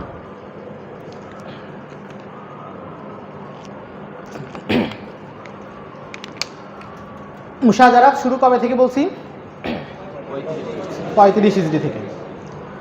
এবার আমরা আরেকটু পিছনে যাই, 10 হিজরি আগে যাই, যে নবীজি সাল্লাল্লাহু আলাইহি ওয়াসাল্লাম তিনি আশরাতুস সাআ বলেছেন, আখিরুজ্জামান নিয়ে অনেক ভবিষ্যৎবাণী করেছেন, উম্মতকে অনেক নির্দেশনা দিয়েছেন। মুশাজারাত বা ফিতনার যুগ সম্পর্কে নবীজি কোনো ইশারা দিয়েছেন কিনা? নবীজি একাধিক হাদিসে মুশাজারাত বা ফিতনার এই সময়টা সম্পর্কে ইশারা দিয়েছেন। যেমন আমরা তো বলেছি যে মুশাজারাত শুরু হয়েছে হযরত ওসমানের শাহাদাত থেকে। তো নবীজি একদিন উহুদ পাহাড়ের উপরে উঠেছেন, ওনার সাথে আবু বকর রাদিয়াল্লাহু তাআলা আনহু, ওমর রাদিয়াল্লাহু তাআলা আনহু এবং ওসমান রাদিয়াল্লাহু তাআলা আনহু ছিলেন। তো হঠাৎ উহুদ পাহাড় একটু কেঁপে উঠলো, হয়তো ভূমিকম্প বা অন্য কোনো কারণে। তো নবীজি উহুদ পাহাড়ের উপর পা দিয়ে একটা ধাক্কা দিয়ে বললেন, আরে তুমি কাঁপতেছো কেন? এই মুহূর্তে তোমার উপরে নবী, সিদ্দিক এবং শহীদ ছাড়া আর কেউ নাই। তো এই হাদিসে কি বোঝা যাচ্ছে? যে সিদ্দিক তো আবু বকর রাদিয়াল্লাহু তাআলা, তাহলে বাকি দুজন শহীদ, যেহেতু নবী তো নবীজি। তো এখানে এই হাদিস একটা ইঙ্গিত পাওয়া যায়, বুখারীর হাদিস, একটা ইঙ্গিত পাওয়া যায় যে ওসমান রাদিয়াল্লাহু তাআলা আনহু শহীদ হবেন, ওমর রাদিয়াল্লাহু তাআলা আনহু শহীদ হবেন। খালেদ ইবনে আরতুফা রাদিয়াল্লাহু তাআলা আনহুকে একবার নবীজি বলছেন যে, হে খালেদ, আমার মৃত্যুর পরে অনেক ফিতনা ঝামেলা হবে, তুমি সে সময়ে আল্লাহর বান্দা হিসেবে নিহত হয়েও, কিন্তু কারো হত্যাকারী হয়েও না। মুহাম্মদ ইবনে মাসলামাকে একবার নবীজি বলেছেন, এগুলো হাদিস সব সহিহ অথবা হাসান যা বলতেছি, একবার বলেছেন যে যখন ফিতনার যুগ দেখবে তুমি তরবারি ভেঙে ঘরে বসে থাকো। এবং উনি নসিহত মেনে চলছেন। যখন এই মুশাজারাতের ঝামেলাগুলো হয়েছে, উনি শহরের বাইরে গিয়ে নিজের তরবারি ভেঙে ঘরে বসেছিলেন, যে আমাকে নবীজি এই নসিহত করেছেন। তিরমিজির হাদিসে আছে, নবীজি একবার ওসমান রাদিয়াল্লাহু তাআলা আনহুকে বলছেন যে, হে ওসমান, আল্লাহ তোমাকে একটা জামা পরাবেন, এই জামাটা মানুষ তোমার গা থেকে খুলে নিতে চাইবে, কিন্তু তুমি এটাকে খুলবে না। তো মুহাদ্দিসিনে কেরাম বলেন যে এখানে জামা বলতে খেলাফত উদ্দেশ্য, যে আল্লাহ তোমাকে খেলাফত দিবেন, মানুষ খেলাফত কেড়ে নিতে চাবে, তুমি খেলাফতটা তাদের হাতে দিও না। আরেকবার এক মজলিসে সাহাবায়ে কেরাম বসা, তো নবীজি বললেন যে, আব্দুল্লাহ ইবনে ওমর রাদিয়াল্লাহু তাআলা আনহু হাদিসটা বর্ণনা করেছেন। তো নবীজি বললেন, একটা লোক হেঁটে যাচ্ছে দূর থেকে, তো নবীজি বললেন যে এই লোক অন্যায়ভাবে মাজলুম হিসেবে নিহত হবে। তো আব্দুল্লাহ ইবনে ওমর বলেন যে আমরা তাকায় দেখলাম হযরত ওসমান রাদিয়াল্লাহু তাআলা আনহু। হযরত ওমর রাদিয়াল্লাহু তাআলা আনহু সম্পর্কে নবীজি একবার বলেছেন যে ওমর হচ্ছে তোমাদের এবং ফিতনার মাঝখানে একটা দরজা, এই দরজা যতক্ষণ থাকবে তোমাদেরকে কোনো ফিতনা স্পর্শ করবে না। আরেকবার নবীজি মদিনার একটা ঘরের ছাদে উঠছেন, তো ছাদে উঠে তিনি বললেন যে তোমাদের এই শহরে যেখানে যেখানে বৃষ্টির ফোঁটা পড়লে যেমন মাটিতে একটা দাগ পড়ে না, মানে যেই মুহূর্তে ফোঁটাটা পড়ে মাটিতে ছোট্ট গোল হয়, তো তোমাদের এই মদিনার যেই ঘরে ফিতনার ফোঁটা পড়বে ওটা আমি স্পষ্ট দেখতেছি। ইমাম নববী রাহিমাহুল্লাহ, এরা হাদিসটা বুখারী মুসলিম দুইখানেই আছে, ইমাম নববী রাহিমাহুল্লাহ এবং ইবনু হাজার আসকালানী রাহিমাহুল্লাহ হাদিসের ব্যাখ্যায় বলতেছেন যে আসলে নবীজি মুশাজারাত সম্পর্কে এটা বলেছেন, যে মদিনায় যে জায়গায় ফিতনা উনি সেটা বলেছেন। আরেকবার নবীজি বলছেন যে ইরাক থেকে, 3 বার বলছেন যে ইরাক থেকে ফিতনা আসবে, ইরাক থেকে ফিতনা আসবে। তা আসলে দেখা গেছে ফিতনার একটা বড় মার্কাজ ছিল ইরাক, কুফা, বাসরা এইসব শহরে, ওয়াসিতে। তো নবীজির হাদিসে একটা ভালো নির্দেশনা পাওয়া যায়। ওমর রাদিয়াল্লাহু তাআলা আনহু একদিন হযরত আবু হুরায়রা রাদিয়াল্লাহু তাআলা আনহুর সাথে বসা ছিলেন। তো আবু হুরায়রা রাদিয়াল্লাহু তাআলা আনহুকে জিজ্ঞাসা করলেন যে আপনি আমাকে ফিতনা থেকে বাঁচার উপায় বলেন, মানুষ যে ফিতনায় পড়ে ওইটা থেকে বাঁচার উপায় বলেন। তা আবু হুরায়রা, বুখারীর হাদিস, আবু হুরায়রা রাদিয়াল্লাহু তাআলা আনহু বললেন যে মানুষ টাকা পয়সার কারণে যে ফিতনায় পড়ে, টাকা পয়সার লোভে পড়ে, এটা একটা ফিতনা, দুনিয়ার লোভে পড়ে ফিতনা। ছেলে সন্তান, আত্মীয় স্বজনের কারণে যে ফিতনায় পড়ে, নফল সদকা করলে এই ফিতনাগুলো দূর হয়ে যায়, নফল সদকা করলে এই ফিতনা দূর হয়ে যায়। ওমর রাদিয়াল্লাহু তাআলা আনহু বললেন যে না, আমি এই ফিতনা সম্পর্কে বলি নাই, আমি সবচেয়ে ভয়ঙ্কর ফিতনা যেটা অন্ধকার কালো রাতের মতো আসবে সেই ফিতনা সম্পর্কে জিজ্ঞাসা করছি। তা আবু হুরায়রা রাদিয়াল্লাহু তাআলা আনহু বললেন সেটা নিয়ে আপনার চিন্তা করার কোনো কারণ নেই, আপনার মাঝখানে ওই ফিতনার মাঝখানে একটা দরজা আছে, আপনার জন্য টেনশন কিছু কারণ নেই। তো ওমর রাদিয়াল্লাহু তাআলা আনহু বললেন যে ওই দরজাটা কি ভেঙে ফেলা হবে নাকি খুলে ফেলা হবে? আবু হুরায়রা রাদিয়াল্লাহু তাআলা আনহু বললেন যে দরজাটা ভেঙে ফেলা হবে। তো আবু হুরায়রা রাদিয়াল্লাহু তাআলা আনহুর সাথে ওই মজলিসে সাথে ছিলেন ওনার ছাত্র বিশিষ্ট তাবেঈ শাকিক রাহিমাহুল্লাহ। তো উনি ফিরে এসে আবু হুরায়রা রাদিয়াল্লাহু তাআলা আনহুকে জিজ্ঞাসা করলেন যে আপনি তো একটা রূপক কথা বললেন, ইঙ্গিতে বললেন, ডাইরেক্ট বললেন না যে ওমর রাদিয়াল্লাহু তাআলা আনহু এবং ফিতনার মাঝখানে একটা দরজা আছে, দরজা খুলে ফেলা হবে অথবা ভেঙে ফেলা হবে, খুলে ফেলা হবে না। তো আপনার কথা কি ওমর রাদিয়াল্লাহু তাআলা বুঝতে পারছেন? আবু হুরায়রা রাদিয়াল্লাহু তাআলা বললেন যে হ্যাঁ উনি বুঝছেন। তো শাকিক রাহিমাহুল্লাহ বললেন যে আমি আদবের কারণে উনাকে আর জিজ্ঞাসা করি নাই যে দরজাটা কি। তো আবু হুরায়রা রাদিয়াল্লাহু তাআলার আরেক প্রথম সারির ছাত্র মাসরুক রাহিমাহুল্লাহ, বিখ্যাত তাবেঈ, তো পরে উনাকে জিজ্ঞাসা করলাম যে দরজাটা আসলে কি। তো মাসরুক রাহিমাহুল্লাহ বললেন দরজাটা আসলে হযরত ওমর নিজেই। যতদিন তিনি আছেন ততদিন ফিতনা আসে নাই, আর ভেঙে ফেলা মানে ওনাকে শহীদ করা হয়েছে। তার মানে কি যে সবগুলো হাদিস থেকে আমরা ফিতনার যুগের একটা পূর্বাভাস পাচ্ছি। এখন একটা প্রশ্ন যে হযরত ওমর রাদিয়াল্লাহু তাআলা আনহুকেও শহীদ করা হলো, হযরত ওসমান রাদিয়াল্লাহু তাআলা আনহুকেও শহীদ করা হলো, তাহলে দুই শাহাদাতের পার্থক্য কি? হযরত ওমরের শাহাদাতে থেকে ফিতনা শুরু হয় নাই, হযরত ওসমানের সময় থেকে শুরু হয়েছে, কাহিনীটা কোথায়? হযরত ওমরের যে শাহাদাত, এটা ছিল ছোট্ট একজন ব্যক্তির কাজ। একজন পার্সিয়ান গোলাম আবু লুলু ফিরোজ, একজন অমুসলিম, মদিনার সবাই তাকে জানতো যে খুনটা সে করেছে, সে মুসলিম সমাজের কেউ না, এবং তাকে ধরা হয়েছে। আব্দুর রহমান ইবনে আউফ সহ অন্যরা তাকে দ্রুত হত্যা করে ফেলছে, মদিনার এক জায়গায় মাটি গেড়ে পুঁতে দিছে। আল বিদায়া ওয়ান নিহায়া বর্ণনা সহজ, শেষ। একজন ব্যক্তি খুন করছে, ধরা হয়েছে, শাস্তি দেওয়া হয়েছে, এবং সে মুসলমানদের কেউ না। এটা ছিল হযরত ওমরের শাহাদাত। কিন্তু হযরত ওসমানের শাহাদাতে কি হয়েছে যে মুসলিম সমাজের একটা বড় অংশ জড়িত, কমপক্ষে 3000 মানুষ, কমপক্ষে 3000 মানুষ এই হত্যায় সরাসরি জড়িত অথবা সমর্থন ছিল। আবার সরাসরি আঘাত কে করেছে, মানে হত্যায় সমর্থন থাকলেই তো আর সে খুনি না, আঘাত করতে হবে। সরাসরি আঘাতে যারা ছিল সবাই চিহ্নিত না, কারণ আমরা যখন সামনে বর্ণনা দেব তখন আপনারা বুঝবেন যে ওই পরিস্থিতিতে সবাইকে চিহ্নিত করার সুযোগ ছিল না। এখন এই যে 3000 মানুষের মধ্যে কেউ খুনি না, আবার কেউ খুনির দোষর, আবার সবাই মুসলিম সোসাইটির লোক। 2-1 মুনাফিক ছিল, ইহুদি ছিল, আব্দুল্লাহ ইবনে সাবা ছিল, সেটা তো পরের কথা, কিন্তু মৌলিকভাবে 3000 লোকের অন্তত 90% মুসলমান। এটা ছিল ফিতনা। খুনি চিহ্নিত করা যাচ্ছে না, খুনি মুসলিম সমাজের লোক, এবং খুনি শুধু খুন করে থামে নাই, হযরত ওসমানের নামে অনেকগুলো অপবাদও ছড়াই দিছে, যে অপবাদ 1400 বছর পরে এসে এখনও জবাব দেওয়া লাগতেছে। যে অপবাদগুলো ওই যুগে ছড়ানো হয়েছে, কিন্তু কিছু মানুষ এই যুগেও সেটা গ্রহণ করে বসে আছে। এই জন্য হযরত ওসমানের শাহাদাত হচ্ছে বড় ফিতনা। এবার আসি যে ফিতনার সূত্রপাতটা কোথা থেকে।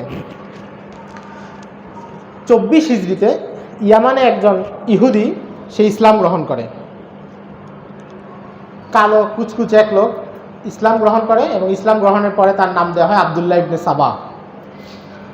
তো সে যুগে মুসলিম সমাজে নীতি ছিল, বা এখনও তো এটা আছে, যে একটা মানুষ ইসলাম গ্রহণ করার পরে ইলম শিখার জন্য সে কোনো বড় আলেম, বড় বুজুর্গ তার সান্নিধ্যে থাকবে। ইসলাম গ্রহণের করার পরে ইসলামের মৌলিক ইলম শিখার জন্য সাহাবীদের যুগে কেউ ইসলাম গ্রহণ করলে সাহাবীদের সান্নিধ্যে থাকতো, তাবেঈদের যুগে হলে তাবেঈদের সান্নিধ্যে থাকবে। তো ওই লোক ইসলাম গ্রহণ করছে, তখনও তো সাহাবীরা জীবিত, মাত্র 24 হিজরি, নবীজির ইন্তেকালের 14 বছর পরে। কিন্তু সে কারো কাছে যায় নাই, ইসলাম গ্রহণ করছে, সমাজে বলে দিচ্ছে আমি মুসলমান। এরপরে সে নিজে নিজে ইবাদত বন্দেগী শুরু করছে, কারোর সাথে সান্নিধ্য ছাড়া। নিজের একটা খানকা বানায় নিছে, এবং বিভিন্ন এলাকায় সফর করে করে তার বেশ কিছু ভক্ত মুরিদান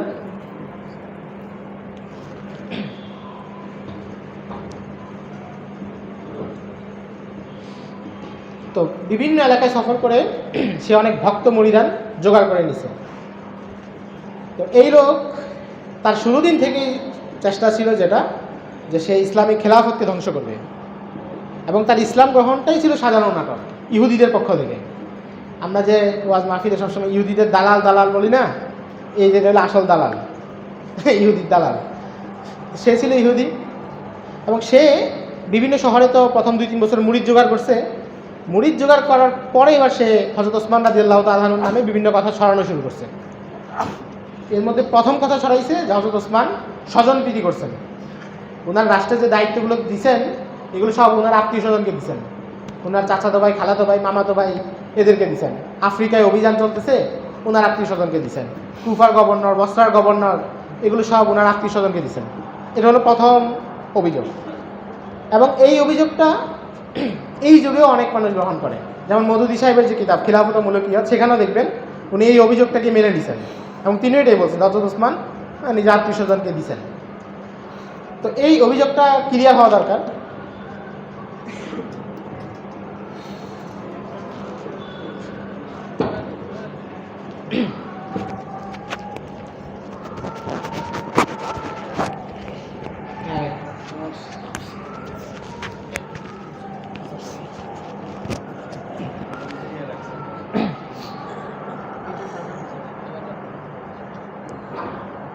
বাইরে জামার সাথে লাগাই দিন।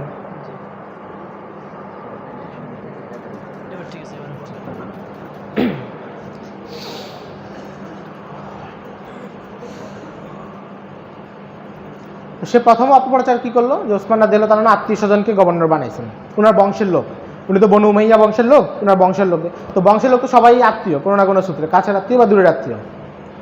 এখানে মূল কথা হলো যে আসলে হযরত ওসমান রাদিয়াল্লাহু তাআলা আনহু সব আত্মীয়কে নিয়োগ দেন নাই, বরং এমনিতেই আগের যুগ থেকেই ইবনে তাইমিয়া রাহিমাহুল্লাহ লিখেছেন মাজমুউল ফতোয়াতে যে বনু উমাইয়ার লোকেরা রাজনৈতিক মেধা সম্পন্ন হইতো, মানে এরা শেখ পরিবারের মতো আর কি, রাজনীতি ভালো বুঝতো।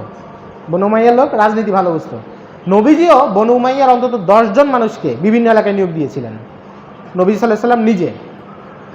তো ওসমান রাদিয়াল্লাহু তাআলা যখন ক্ষমতায় বসছেন তখন আগ থেকেই উনার অনেক আত্মীয় দায়িত্ব ছিল, যেমন মুআবিয়া রাদিয়াল্লাহু তাআলা আনহু, উনাকে তো ওমর রাদিয়াল্লাহু তাআলা আনহু সিরিয়ার গভর্নর করছেন, হযরত ওসমান না।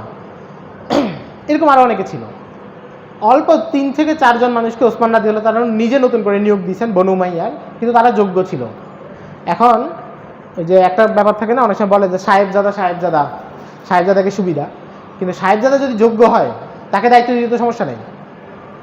মানে স্বজন প্রীতি সেটা খারাপ কখন, যখন আপনি অযোগ্যকে জায়গায় বসাবেন, কিন্তু আপনি যোগ্য লোক, এখন যদি অযোগ্য লোককে অযোগ্য আত্মীয়কে দায়িত্ব দেওয়া যাবে না, এটা যেমন কোনো নিয়ম না, যোগ্য আত্মীয়কেও দায়িত্ব থেকে বঞ্চিত করতে হবে, এটাও তো কোনো নিয়ম না। কথাটা বুঝতে পারছেন না? তো হযরত ওসমান যাদেরকে নিয়োগ দিয়েছেন তারা সবাই যোগ্য ছিলেন, এটা হচ্ছে মৌলিক জায়গা।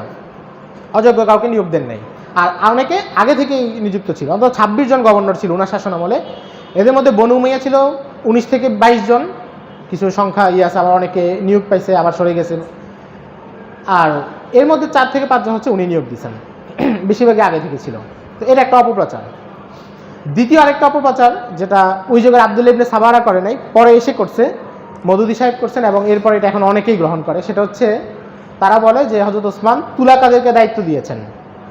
তুলাকা একটা পরিভাষা আছে, ওই যে নবীজি যখন মক্কা বিজয় করছেন, মক্কা বিজয়ের পরের দিন কাবা ঘরের পাশে দাঁড়ায় উনি একটা বক্তব্য দিয়েছেন।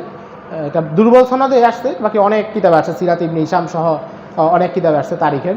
তো সেখানে মক্কা লোকেরা বলছিল যে আমাদের সাথে আপনি কী আচরণ করবেন। তো তিনি বলছিলেন যে আকুলু কামা ইয়াকুলু আখি ইউসুফ লি ইখওয়াতিহি লা তাসরিবা আলাইকুমুল ইয়াউম ইযহাবু আনতুমুত তুলাকা, যে তোমাদের উপর আমার কোনো অভিযোগ নেই, আজকে থেকে তোমরা মুক্ত। এই তুলাকা শব্দটা ওখানে আছে। এবং সহিহ বুখারীর একটা বর্ণনা, আনাস ইবনে মালিক রাদিয়াল্লাহু তাআলা থেকে রওয়ায়াত, যে হুনাইনের যুদ্ধে নবীজির সাথে কারা জিহাদে গেছিল, বর্ণনা দিতে গিয়ে তিনি বলেন যে নবীজির সাথে তুলাকারাও ছিল। তুলাকা মানে কারা? যারা যে মক্কা বিজয়ের পরে ইসলাম গ্রহণ করেছে। নবীজি তো মক্কায় ঢোকার সময় তো একটা নিরাপত্তা দিয়েই দিয়েছেন, মান দাখালা বাবা দারিহি মান আগলাকা বাবা দারিহি ফাহুয়া আমিন, মান দাখালা বাবা আবি সুফিয়ান ফাহুয়া আমিন, এরকম অনেকগুলো শর্ত দিয়েছেন না। এরপর যারা ইসলাম গ্রহণ করেছে তাদেরকে তুলাকা বলে। এখন মওদুদী সাহেব সহ অনেকে বলতে চান যে তুলাকা যারা, এরা অযোগ্য, কারণ তারা ইসলাম গ্রহণ করছে একদম শেষের দিকে আইসা, নবীজিকে পাইছেন অল্প কয়েকদিন, এবং তারা ইসলাম গ্রহণ করছে ইসলাম যখন বিজয়ী হয়েছে তখন, মানে যখন তাদের সামনে আর কোনো পথ ছিল না। ব্যাপারটা নাউজুবিল্লাহ অনেক ভয়ঙ্কর, কারণ এখানে তাদের ইমানের, তাদের নিয়তের ব্যাপারেও প্রশ্ন চলে আসে যে তারা এখন হারছে দেখে ইসলাম গ্রহণ করছে, আসে না এমন? তো মওদুদী সাহেবের কথা হচ্ছে যে না, তুলাকারা অযোগ্য, নবীজি সোহবত পায় নাই, সান্নিধ্য পায় নাই, সারা জীবন ইসলামের বিরোধিতা করছে, অল্প সময়ের জন্য আসছে, এদেরকে বড় দায়িত্ব দেওয়া ঠিক না। অথচ বাস্তবতা হলো নবীজি নিজেই তুলাকাদেরকে অনেক বড় দায়িত্ব দিয়ে গেছিলেন। যেমন আবু সুফিয়ান, উনি তো তুলাকা ছিলেন। আবু সুফিয়ানকে নবীজি 3 থেকে 4 জায়গায় জাকাত আদায়ের জন্য পাঠাইছেন, গভর্নর করে পাঠাইছেন, ইয়ামানেও পাঠাইছিলেন, নাজরানে পাঠাইছেন। তো নবীজি নিজেই তো তুলাকাদেরকে দায়িত্ব দিচ্ছেন, কোনো সমস্যা হয়নি। 2 নম্বর, যে তুলাকা যে শব্দটা, এটা নেতিবাচক কোনো শব্দ না, বা এটা সাহাবীদের কোনো দুর্বল স্তর বোঝানোর জন্য শব্দ না, জাস্ট পরিচয়। আনসারদের যেমন একটা পরিচয়, মুহাজিরদের যেমন একটা পরিচয়, তুলাকাদের একটা পরিচয় যে মক্কা বিজয়ের দিনে ইসলাম গ্রহণ করেছেন। কিন্তু এটা দিয়ে তাদেরকে দুর্বলতা বা আঘাত করার কোনো সুযোগ নেই। তো হযরত ওসমানের ব্যাপারে আব্দুল্লাহ ইবনে সাবার প্রথম অভিযোগ ছিল এটা। দ্বিতীয় অভিযোগ ছিল যে উনি রাষ্ট্রীয় সম্পদ লুণ্ঠন করতেছেন, রাষ্ট্রীয় কোষাগার থেকে মাল নিচ্ছেন। এটা তাদের প্রমাণ কী ছিল? হযরত ওসমান ওনার আত্মীয় স্বজনদেরকে অনেক টাকা পাঠাইতেন, মানে হাজার হাজার দিরহাম পাঠাইতেন, দিনার পাঠাইতেন।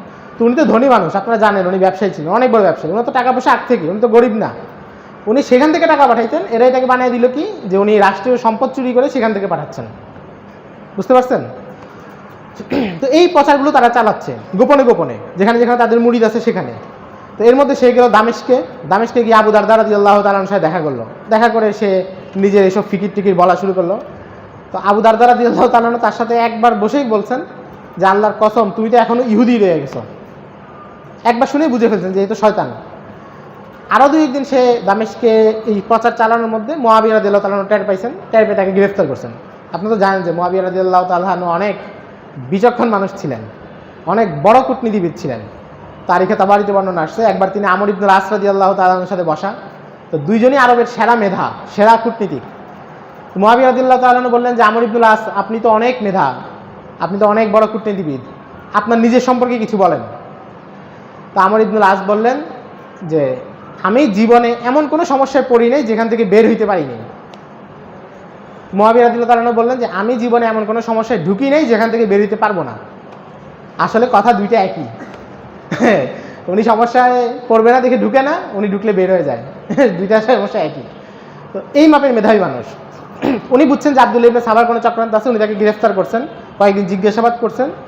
কিন্তু ওই যে নিখুঁত প্রমাণ যেটা শরঈ আদালতে তো আসলে সন্দেহের বশে কোনো শাস্তি নেই, সাক্ষী পেতে হবে, ওইটা পান নাই। পরে উনি তাকে সতর্ক করে বের করে দিচ্ছেন যে তুমি আর দামেশকে আসতে পারবা না, দামেশকে আবার আসলে বন্দি করবো, দামেশক থেকে বের হয়ে যাও। সে বের হয়ে গেছে, সে পরে মিশর টিশর বিভিন্ন জায়গায় ঘোরা শুরু করছে। এদিকে কুফার মানুষ এরা আগ থেকেই একটু উল্টাপাল্টা ছিল। আপনারা কারবালার ঘটনায় তো দেখছেন যে তারা হযরত হুসাইনের সাথে কী করছে, চিঠি দিয়ে ঠিকই আনাইছে, পরে আর পাশে নাই, আল কুফি লা ইউফি। তো কুফার লোক এমন। এবং হযরত ওমর রাদিয়াল্লাহু তাআলা আনহুর যুগে কুফায় উনি গভর্নর করে পাঠাইছেন সাদ ইবনে আবি ওয়াক্কাসকে। কুফার লোক যা বিচার দিছে যে সাদ ইবনে আবি ওয়াক্কাস অনেক কঠোর মানুষ, আমরা জামাতে আসতে একটু দেরি হইলেও কঠোরতা করে, অনেক কঠোর মানুষ, আমাদের সহ্য হয় না, একটু নরম কাউকে দেন। ওমর রাদিয়াল্লাহু তাআলা আনহুর লোক পাঠাইলেন আম্মার ইবনে ইয়াসিরকে। এবার এরা যা বলতেছে যে উনি বেশি নরম, আমাদের আইন শৃঙ্খলা ভালো হয় না। তো ওমর রাদিয়াল্লাহু তাআলা আনহু বললেন যে এদের এমন এক সমস্যা, গরম কাউকে পাঠাইলে এসে বিচার দেয়, নরম কাউকে পাঠাইলে এসে তাচ্ছিল্য করেন। তারিখে তাবারি বর্ণনা। তার মানে কুফার লোকদের স্বভাব তো আপনারা বুঝছেন। আরও পরের ঘটনা, এটা তো আমরা 35 হিজরির কথা বলতেছি, আরও পরে 80 হিজরির দিকে উমাইয়াদের একজন বড় গভর্নর সেনাপতি আব্দুর রহমান ইবনুল আশআস, সে উমাইয়া শাসনের বিরুদ্ধে বিদ্রোহ করছে এবং তার সাথে প্রায় 1 লক্ষ সৈন্যের সেনাবাহিনী। মানে সে উমাইয়াদের সেনাপতি ছিল, খোরাসান বর্তমান আফগানিস্তানে অভিযান করতে আসছে। তো পথে একটা দ্বন্দ্ব হয়েছে হাজ্জাজ বিন ইউসুফের সাথে, তো সে বিদ্রোহ করে বসছে এবং সে বাহিনী নিয়ে ইরাকের দিকে রওনা দিছে, হাজ্জাজের সাথে লড়বে। তো হাজ্জাজ তো ভয়ে অস্থির, কারণ পুরো সেনাবাহিনী তার হাতে, আব্দুর রহমান ইবনুল আশআসের হাতে। তো হাজ্জাজ তার আরও বিভিন্ন লোকজনকে অন্য সেনাপতির কাছে চিঠি পাঠাইছে, তাড়াতাড়ি আমাকে সাহায্য পাঠাও, আমি তো এখানে একা, ও আসলে তো পারবো না। তো একটা চিঠি পাঠাইছে মুহাল্লাব বিন আবি সুফরা, হাদিসের রাবি এবং অনেক বড় সেনাপতি। ভারতবর্ষে মোহাম্মদ ইবনে কাসিমের আগে উনি আক্রমণ করেছেন। মোহাম্মদ বিন কাসিম তো 92 হিজরিতে আক্রমণ করছেন, উনি প্রথম 44 হিজরিতে আক্রমণ করছেন, অল্প কিছু জায়গায় জয় করছিলেন, পাঞ্জাব মুলতানের ওইদিকে, সিন্ধের ওইদিকে। তো মুহাল্লাব বিন আবি সুফরার কাছে চিঠি গেছে। তো মুহাল্লাব বিন আবি সুফরা ওনাকে ফিরতি জবাবে লিখলেন যে আপনি টেনশন করেন না, এরা ইরাকি লোক, এদের আবেগ হলো কচু পাতার পানির মতো, এরা ইরাকে আস্তে আস্তে বাড়িঘরের কথা মনে পড়বে, সেনাবাহিনী ছেড়ে সবাই বাড়িঘরে চলে যাবে। তো ঠিকই আব্দুর রহমান ইবনে আশআস ইরাকে আস্তে আস্তে তার বাহিনী হয়ে গেছে 10,000-এর বাহিনী, বাকি 90,000 সবাই বাড়িঘরে চলে গেছে। তো ইরাকের মানুষের মধ্যে স্বভাবটা এটা ছিল, তাড়াহুড়া প্রবণ, আবেগে হুটহাট একটা সিদ্ধান্ত, আবার উপযুক্ত সময় পাশে নেই। আব্দুর রহমান ইবনুল আশআসকে বিদ্রোহ করতে উস্কাইছে তার সেনাবাহিনীরাই, তার সেনাপতিরাই, যে আপনি করেন আমরা আসি। এখন সে করলো, পিছনে কেউ নেই, এ হলো অবস্থা। বসরার মানুষের অবস্থা খুব খারাপ ছিল। হযরত ওমর রাদিয়াল্লাহু তাআলা আনহু তো বিচক্ষণ মানুষ ছিলেন এবং ওই যে মুসলিমের হাদিসে আছে না, উনি মুলহাম মানুষ ছিলেন। উনি একবার আবু মুসা আশআরী রাদিয়াল্লাহু তাআলা আনহুকে বসরা গভর্নর করে পাঠাইছেন। তখন উনি আবু মুসা আশআরীকে বলছেন যে তোমাকে এমন একটা জায়গায় পাঠাচ্ছি যেখানে শয়তান ডিম পাড়ছে এবং ডিম পেড়ে বাচ্চাও ফুটে গেছে। আল্লাহু আকবার। মানে দূরদর্শিতা কত বড়, চিন্তা করেন। যেই ফিতনাটা ওনার সময় কোনো মাথা চাড়াই দেয় নাই, আরও অনেক পরে ঘটবে, কিন্তু উনি বুঝতেছিলেন যেখানে কিছু একটা ঘটবে। আবু মুসা আশআরীকে তিনি বলছেন যে ডিম পাড়ছে শয়তান এবং আমার ধারণা বাচ্চাও ফুটে গেছে। তো এই ছিল তাদের অবস্থা। মানে এই শহরগুলো মানুষের মানে নৈতিক অবস্থাটা এমন ছিল। বাংলাদেশে আছে না কিছু জেলার মানুষের মেজাজ একটু অন্যরকম, মারমুখ, 2 দিন পর শুধু মারামারি সংবাদ আসে, এরকম আর কি, কিছু মানুষের থাকে এমন। তো আব্দুল্লাহ ইবনে সাবা এই অপপ্রচারগুলো চালাচ্ছে, এইসব এলাকার মানুষ খুব গ্রহণ করছে, মিশরের লোক গ্রহণ করছে, সিরিয়াতে তো সে কিছু করতে পারে নাই, আর কুফা বসরার লোক খুব গরম হ্যাঁ হযরত ওসমান এসব করতেছে, আমরা এটা দেখে নিব। এর মধ্যে একটা ঘটনা ঘটল। হযরত ওসমানের একজন চাচাতো ভাই ছিলেন ওয়ালিদ বিন উকবা, উনি কুফার গভর্নর ছিলেন, সাহাবী ছিলেন এবং অনেক বড় সেনাপতি ছিলেন। উমাইয়া আমলের একজন বড় সেনাপতি ছিলেন মাসলামা বিন আব্দুল মালিক, আব্দুল মালিক ইবনে মারওয়ানের ছেলে, ওয়ালিদ বিন আব্দুল মালিকের ভাই, সুলাইমান বিন আব্দুল মালিক, হিশাম বিন আব্দুল মালিকদের ভাই, অনেক বড় সেনাপতি এবং কনস্টান্টিনোপলে হামলা করেছিলেন, যেটা পরে সুলতান মোহাম্মদ আল ফাতিহ জয় করেছেন। তো মাসলামা বিন আব্দুল মালিকের প্রশংসা সবাই করতো। ইমাম শাহবির সামনে একবার একজন বলল যে মাসলামা বিন আব্দুল মালিক তো অনেক বড় মুজাহিদ। তো তখন উনি বললেন যে আরে তোমরা তো মাসলামার যুগ দেখছো, আমরা তো ওয়ালিদ বিন উকবার যুগ দেখছি। উনি সেনাবাহিনী নিয়ে অনেক দূরে চলে যেতেন, শত্রুর বাহিনীর ভিতরে, শত্রু এলাকার ভিতরে। তার সেনাবাহিনীরও কিছু হইতো না, তারও কিছু হইতো না, আবার নিরাপদে ফিরে আসতেন। এত বড় সেনাপতি ছিলেন। এই ওয়ালিদ বিন উকবা কুফার গভর্নর ছিলেন, সেখানে তার উপর মদ পানের অভিযোগ আনা হয় এবং মদ পানের অভিযোগে তাকে মদিনায় আনা হয় এবং তাকে 80 দণ্ডা বেত্রাঘাত করা হয়। বর্ণনা আবু মিখনাফেরও না, বর্ণনা কোনো জাল রাবিরও না, বর্ণনা সরাসরি বুখারী মুসলিমের বর্ণনা। এখন এখানে কাহিনী হয়েছে যে তাকে যখন মদিনায় আনা হয়েছে, হযরত ওসমান রাদিয়াল্লাহু তাআলা প্রথমে বিচার করেন নাই, কারণে তিনি বলছেন তোমরা সাক্ষী দাও, শরঈ উপযুক্ত সাক্ষী। তারা সাক্ষী আনতে পারতেছিল না, এই জন্য কিছুদিন বিচার দেরি হয়েছে। এরপর তারা সাক্ষী আনছে, সাক্ষী সাক্ষ্য দিছে, উনি শাস্তি দিয়েছেন।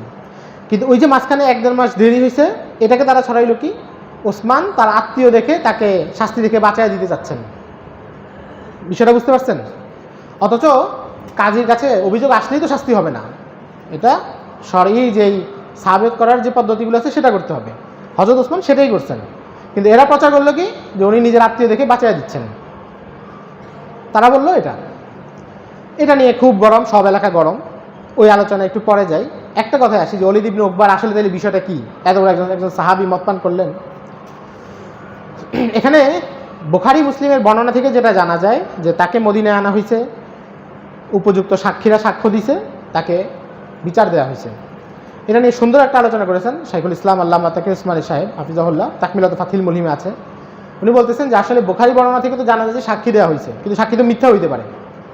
যেমন কেউ তালাকের মাসালা জানতে চাইলো, তো মুফতি সাহেব ফতোয়া দেন কিসের উপরে? প্রশ্নের ধরনের উপরে, এবং তারা লিখেও দেন যে প্রশ্নের বর্ণিত অবস্থার প্রেক্ষিতে তালাক অথবা তালাক না।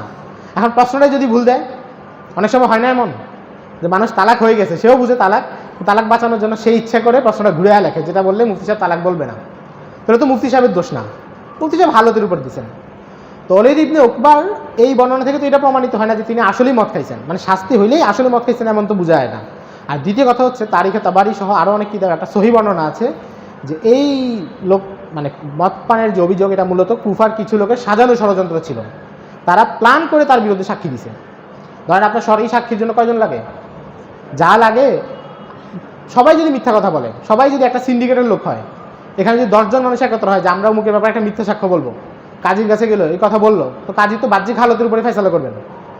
এই জন্য ইবনে হাজার আসকালানি রাহিমাহুল্লাহ ফাথুল বারিতে এবং ইবনে খালদুন রাহিমাহুল্লাহ কিতাবুল ইবারে ওনারা এই ঘটনাকে অস্বীকার করছেন। ওনারা বলছেন যে শাস্তি হয়েছে ঠিক আছে, বুখারী মুসলিমের বর্ণনা ঠিক আছে, বাকি উনি অপরাধী ছিলেন না, মদ পান করেন নেই। এটা হলো একটা জবাব। আর দ্বিতীয় জবাব হলো আমরা তো যে প্রথমে বলে আসছি যে এমন কিছু বর্ণনা আছে যেখানে সাহাবায়ে কেরামদের কোনো অপরাধ হইতেও পারে, যেহেতু ওনারা মানুষ ছিলেন, ওনারা নবীদের মতো মাসুম না, মুনাজ্জাহুন আনিল কাবায়ের না, ঠিক না? তো কাজে যদি মদ পান করেনও এটা সমস্যা নাই, ওনার উপর তো হদ কায়েম হয়ে গেছে, তাওবা করেছেন। আর যদি না করার সম্ভাবনা বেশি, ওই যে বর্ণনাগুলো দলিলগুলোর আলোকে। কিন্তু ঝামেলা যেটা হইলো যে ওসমান বিচার করলেন, কিন্তু ওই যে ঘটনা তো রটে গেল যে উনি বিচার করতে চাচ্ছিলেন না, চাপে পড়ে বিচার করছেন। প্রথমে বললো যে উনি বিচার করতে চাচ্ছেন না, গড়িমসি করতেছেন, পরে যখন বিচার করা হলো বললেন যে করতো না, আমাদের চাপে পড়ে করছেন। এরপরে এবার তারা নতুন একটা ষড়যন্ত্র করলো। কয়টা বাজে?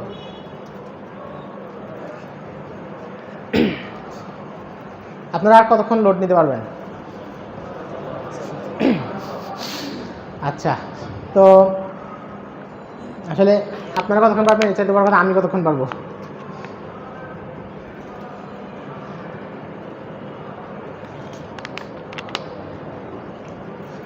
এরপরে তারা একটা নতুন চক্রান্ত করে। তারা করলো কি, সেই জগতে আপনি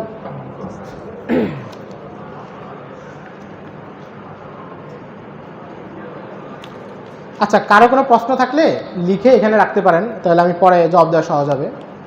কারো প্রশ্ন থাকলে লিখে রাখেন, কিছু প্রশ্ন আসছে, আলোচনা শেষে বলবো ইনশাল্লাহ। ও আচ্ছা আচ্ছা, হ্যাঁ, আপনারা মানে প্রশ্ন লিখে রাখেন, যখন চাবো তখন দিতে পারবেন বা মুখে বলতে পারবেন, সমস্যা নেই। তো ওসমান রাদিয়াল্লাহু তাআলা, তারা একবার একটা চক্রান্ত করলো কি, আপনারা জানেন যে সেই যুগে মোবাইল নেই, টেলিফোন নাই, ফেসবুক নাই।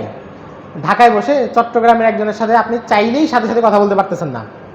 একটা চিঠি আনা নেওয়া করতে, আসতে যাইতে, তখন রাস্তা দূরত্ব কীভাবে বলতো যে 1 মাসের রাস্তা, 2 মাসের রাস্তা, এমন।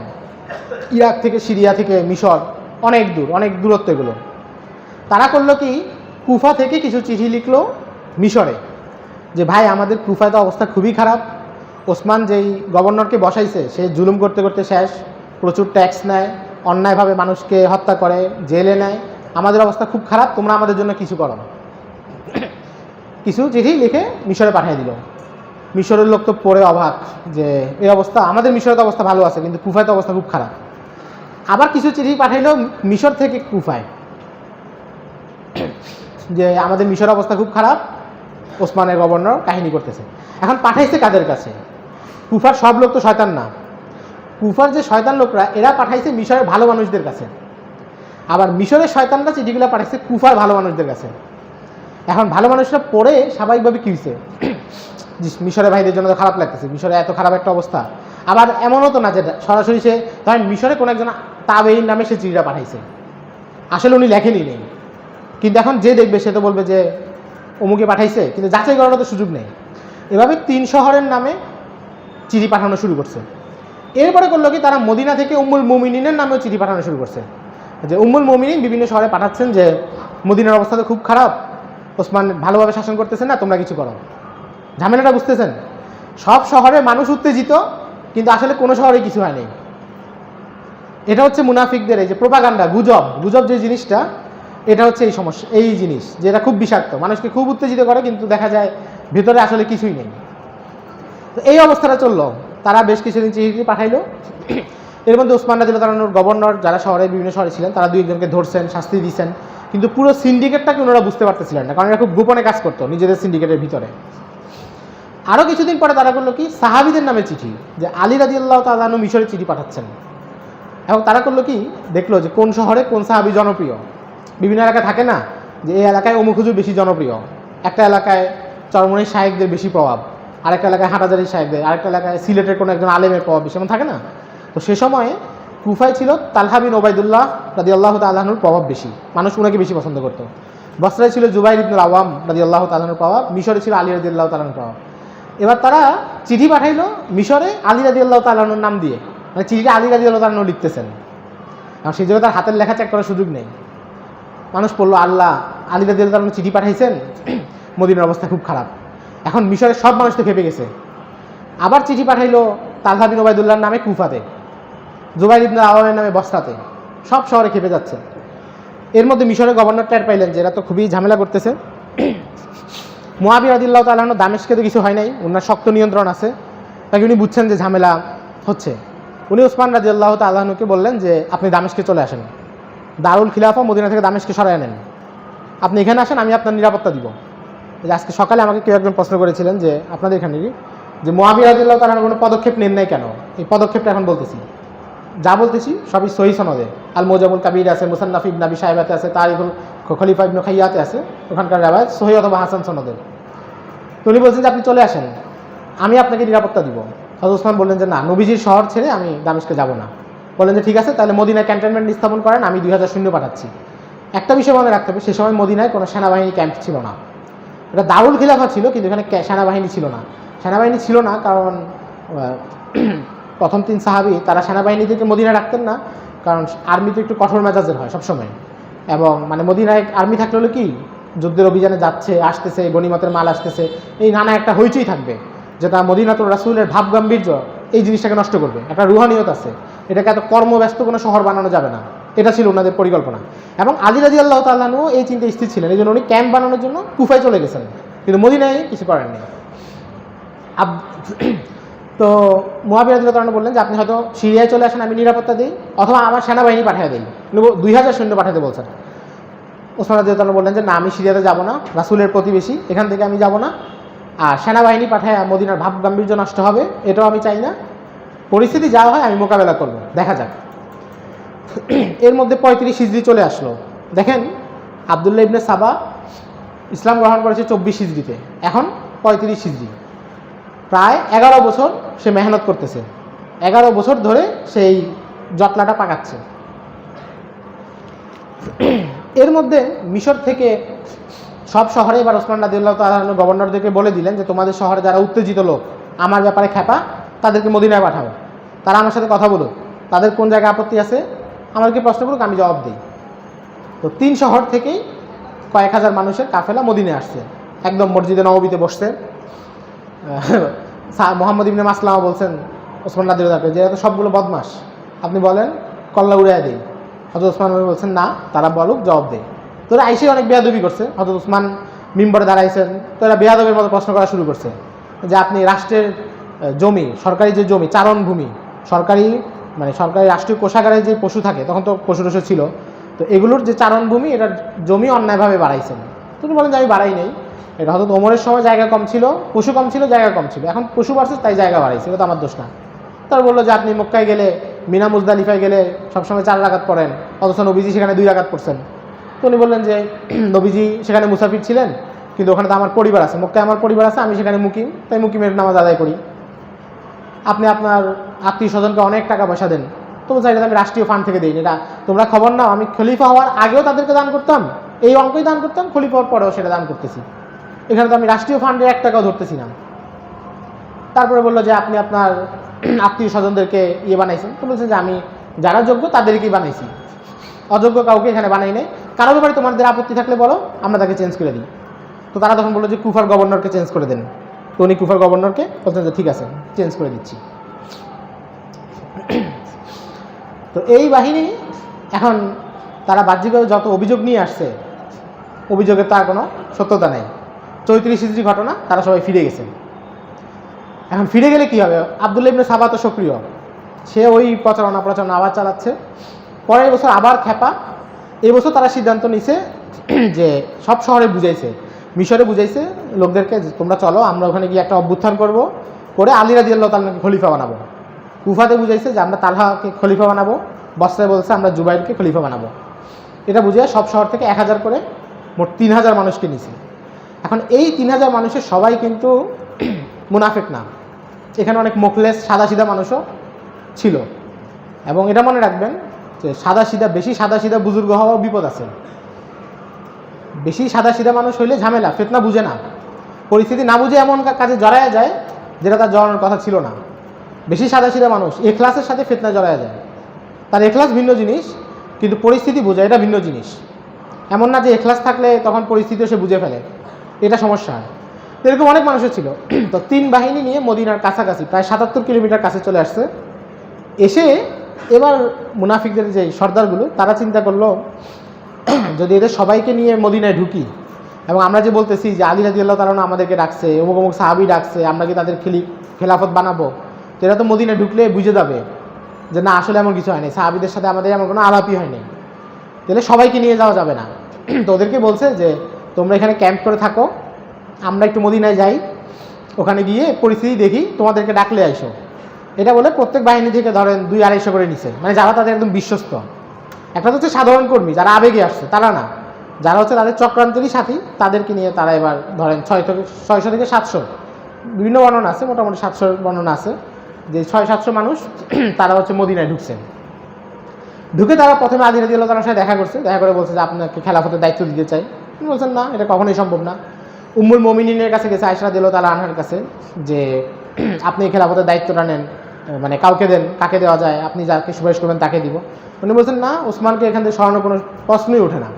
এভাবে তারা নানাজনকে উস্কানোর চেষ্টা করছে, তালহা রাদিয়াল্লাহু তাআলা, জুবাইর রাদিয়াল্লাহু তাআলা, সবাইকে নিজেদের পক্ষে টানার চেষ্টা করছে, কেউ তাদের পক্ষে আসেনি। শেষে তারা ওসমান রাদিয়াল্লাহু তাআলার সাথে আবার দেখা করছে, আবার দেখা করে আগের সেই প্রশ্নগুলোই, তাতে তার নতুন কোনো নেই। উনি আবার সবগুলো জবাব দিচ্ছেন, এদের কাছে বাহ্যিক কোনো জবাব নেই, এরা আবার ফিরে যাচ্ছে যে আমি কিছু করতে পারতেছে না। 3 বাহিনী এবার একসাথে হয়ে 3 বাহিনী 3 শহরে পথ ধরছে, ওই মদিনা থেকে ইয়েতে। কিন্তু পথ ধরার সময় একটা ঘটনা ঘটলো, যে মিশরি বাহিনী যখন যাচ্ছে মিশরের দিকে ফিরে যাচ্ছে, তখন আপনারা কি যা বলতেছি বুঝতেছেন মোটামুটি? আচ্ছা, আমি আসলে কিন্তু মানে এখানে আরও ভিতরে কথা আছে, সব বলতেছি না, আমি শুধু মৌলিক কথাটা বলতেছি যেন মূল বিষয়টা আপনাদের মাথায় থাকে, এটা সামনে রেখে আপনারা ভবিষ্যতে পড়াশোনা করতে পারেন। এবং অবশ্যই আমার এই আলোচনাই শেষ না, এখানে আপনারা থামবেন না, আরও পড়াশোনা করবেন ইনশাআল্লাহ।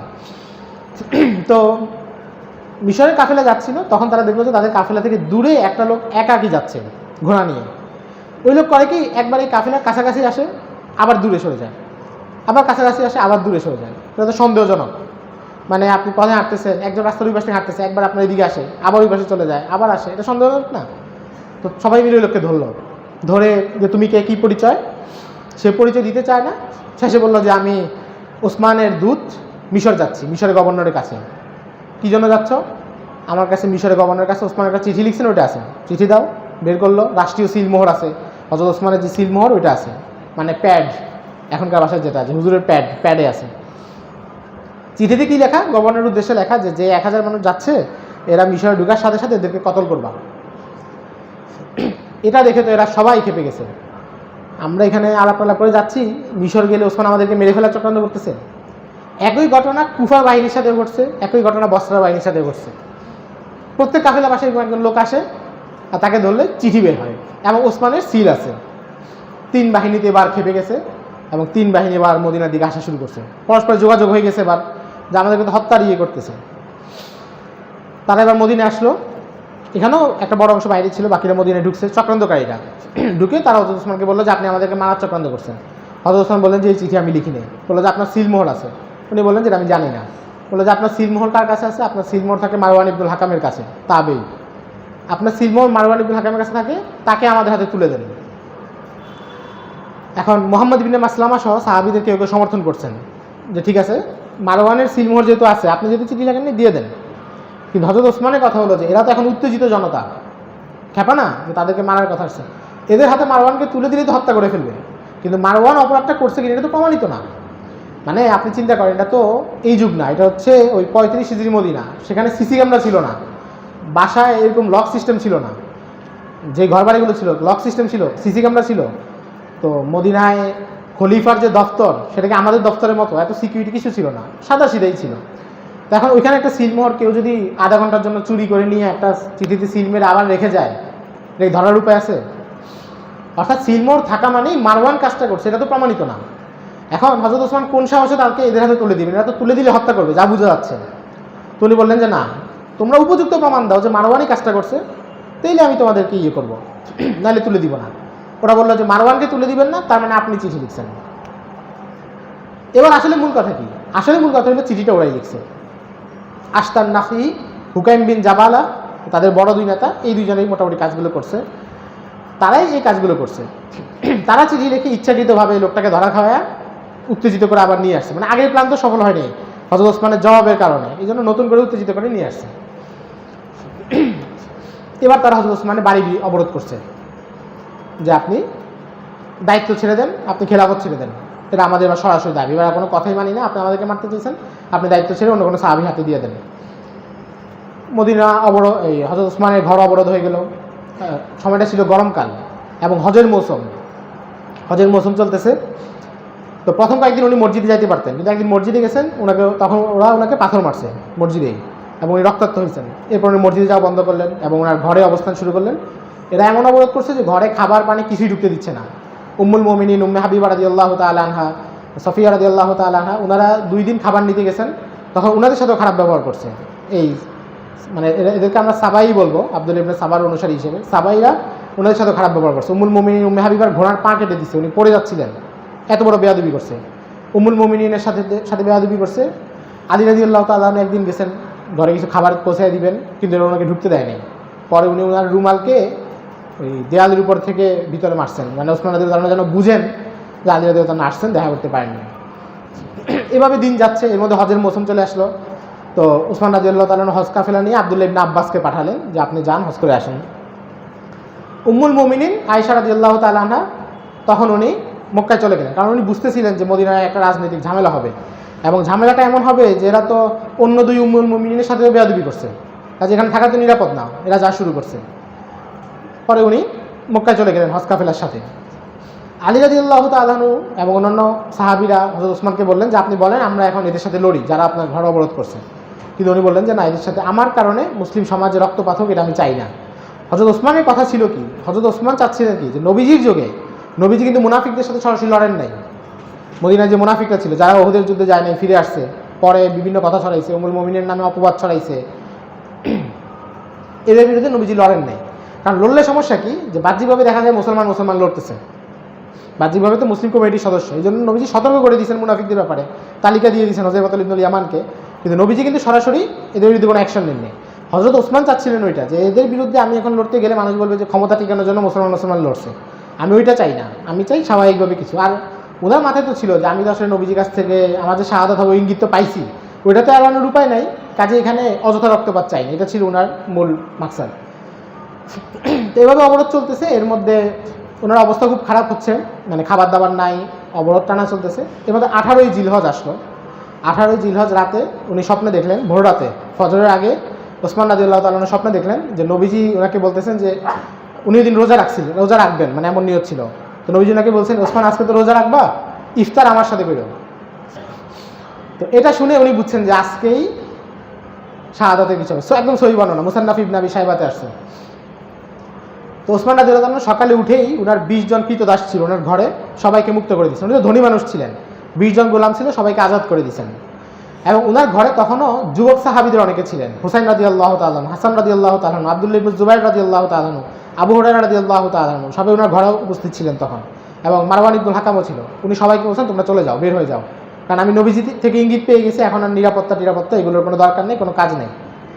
তো হাসান রাদিয়াল্লাহু তাআলা সবাই বের হয়ে গেছে, হাসান রাদিয়াল্লাহু তাআলা যাচ্ছিলেন না। পরে উনি বললেন যে আমি খলিফাতুল মুসলিমিন হিসাবে তোমাকে আদেশ করতেছি, তুমি এখান থেকে বের হয়ে যাও। পরে বাধ্য হয়ে ওনারা বের হয়ে গেলেন। ওনার পরিবারে তখন আর কেউই নেই, শুধু মহিলারা আছে, উনি আছেন, এবং ঘরের দরজাও খুলে দিয়েছেন। মানে আসলে এই আলোচনাটা অনেক কষ্টের। মানে আপনি দৃশ্যটা কল্পনা করেন, নবীজির জামাতা, তৃতীয় খলিফা, ইসলামের প্রতি যার এত অবদান, তাকে মানুষ এই অপবাদ দিয়ে হত্যা করার জন্য আসছে। কোন মানুষগুলো? যারা সাহাবীদেরকে দেখছে, এরা তো সাহাবীদেরকে দেখা মানুষ। ওই মানুষগুলো চক্রান্ত কী জিনিস, মিথ্যা কী জিনিস, এবং শরীয়তকে সামনে না রাখলে, এই লোকগুলো যদি শরীয়তের উসুলকে সামনে রেখে পুরা বিষয় চিন্তা করতো, তাহলে কিন্তু এত ঝামেলা হইতো না। কিন্তু তারা নিজেদের আবেগকে প্রাধান্য দিয়ে, মানে যারা মুখলিস, চক্রান্তকারী তো ছিলই, যারা মুখলিস তারা নিজেদের আবেগকে প্রাধান্য দিতে গিয়ে সমস্যাগুলো করলো। পরে দরজা খোলা, তো প্রথমে এক লোক ঢুকছেন, হযরত ওসমান রাদিয়াল্লাহু তাআলা। এবং হযরত ওসমান শাহাদাতের জন্য কেমন প্রস্তুতি নিয়েছেন, আল বিদায়া ওয়ান নিহায়া এবং তারিখ তাবারিতে বর্ণনা আসছে, উনি সবসময় সাধারণত লুঙ্গি পরতেন, আবার পায়জামাও পরতেন। তো উনি পায়জামা পরে নিয়েছেন, কারণ ওনার আশঙ্কা ছিল যে শাহাদাত হয়ে গেলে, মারা গেলে তখন কাপড় চোপড়ে কী হয়, এই জন্য উনি পায়জামা পরে নিয়েছেন। উনি রোজাদার ছিলেন, তিলাওয়াত করতে বসে গেছেন। মোটামুটি দুপুরের দিকে, দ্বীপ প্রহর যেটা 12টা 1টা, এই সময় প্রথম একজন ঢুকছেন। তারা যখন বুঝছে যে সবাই বের হয়ে গেছে, ঘরে কেউ নাই, দরজা খোলা, তখন প্রথম এক লোক ঢুকছে, ঢুকে হযরত ওসমানের কাছে আসছে। তো বলে যে আমি আপনাকে মেরে ফেলবো। হযরত ওসমান বললেন যে তুমি আল্লাহ রাসূলের খলিফাকে মারতে পারবা? এটা বলার পরে ওই লোক হয়তো ভালো ছিল, মুখলেস ছিল, তার অন্তরে একটা ভয়ের সৃষ্টি হয়েছে, সে বের হয়ে গেছে। এরপরে যিনি ঢুকছেন অত্যন্ত দুঃখজনক, আবু বকর রাদিয়াল্লাহু তাআলা আনহুর ছেলে মুহাম্মদ বিন আবু বকর তরবারি হাতে ঢুকছেন। তো হযরত ওসমান বলছেন যে তোমার আব্বা যদি আজকে জীবিত থাকতেন তাহলে তোমার এই কাজ পছন্দ করতেন না। তো এটা বলার সাথে সাথে উনি অনুতপ্ত হয়ে বের হয়ে গেছেন। তো মুহাম্মদ বিন আবু বকর আসলে এখানে কেন জড়াইছেন, এটা নিয়ে আব্দুল্লাহ ইবনে ওমর রাদিয়াল্লাহু তাআলা আনহুকে জিজ্ঞাসা করা হয়েছিল যে উনি কেন জড়াইছিলেন। তো মূলত হয়েছে উনি ওনার কাছে কিছু টাকা পাইতো।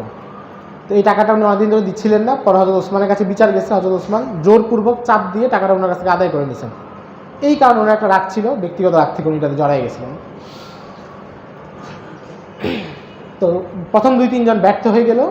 এরপরে তাদের মূল নাটের গুরু 9 থেকে 10 জন তারা তরবারি হাতে ঢুকছে, এবং আল মাউতুল আসওয়াদ, কালো মৃত্যু নামে এক লোক প্রথম হযরত ওসমানের ঘাড়ে আঘাত করে, এবং হযরত ওসমান পড়ে গেলে কোরআন শরীফের উপর পড়ে যান, এবং একের পর এক কোপ দিতে থাকে, তরবারি আঘাত করতে থাকে।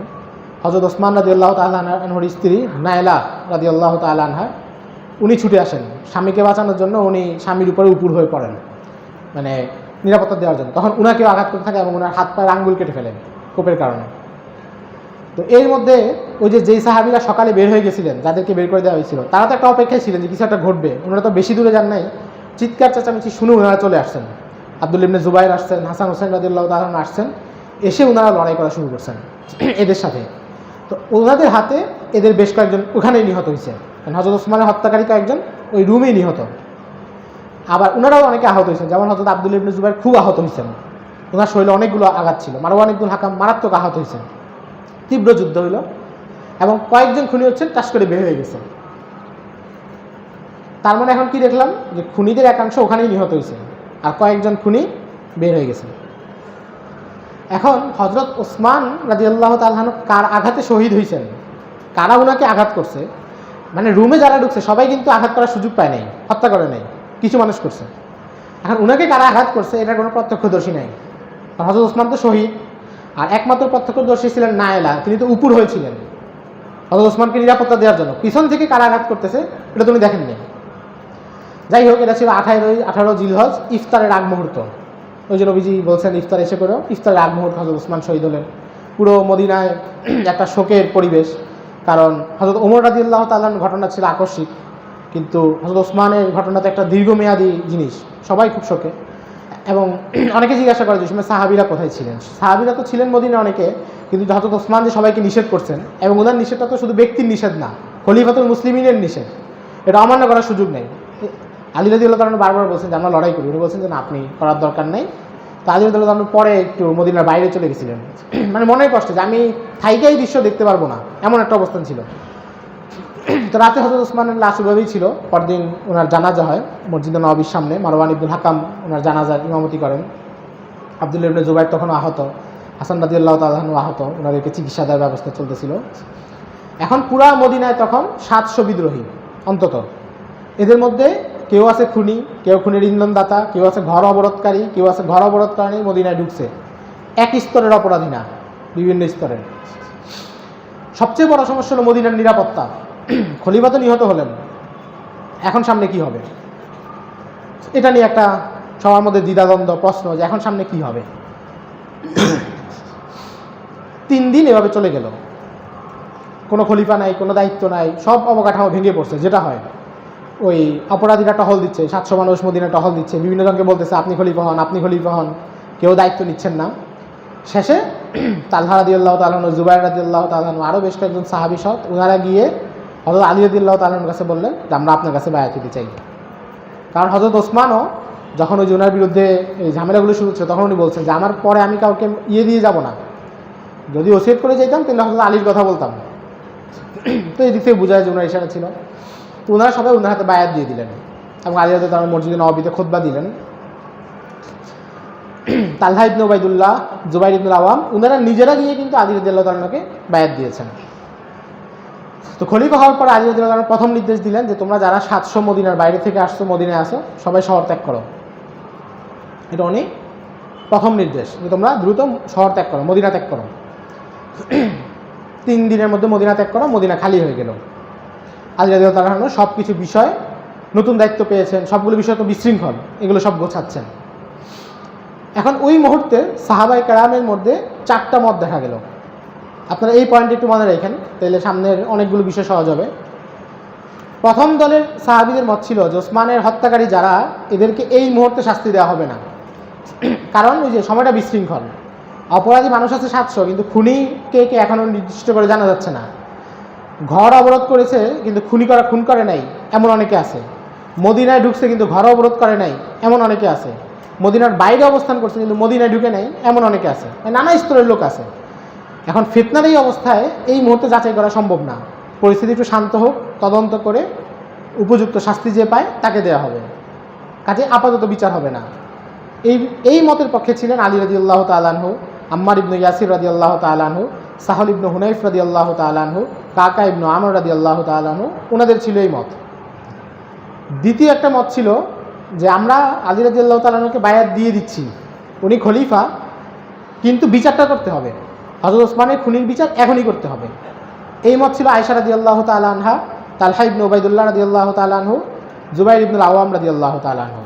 ওনাদের মত কি বায়াত দিয়ে দিচ্ছি, বিচার করেন দ্রুত।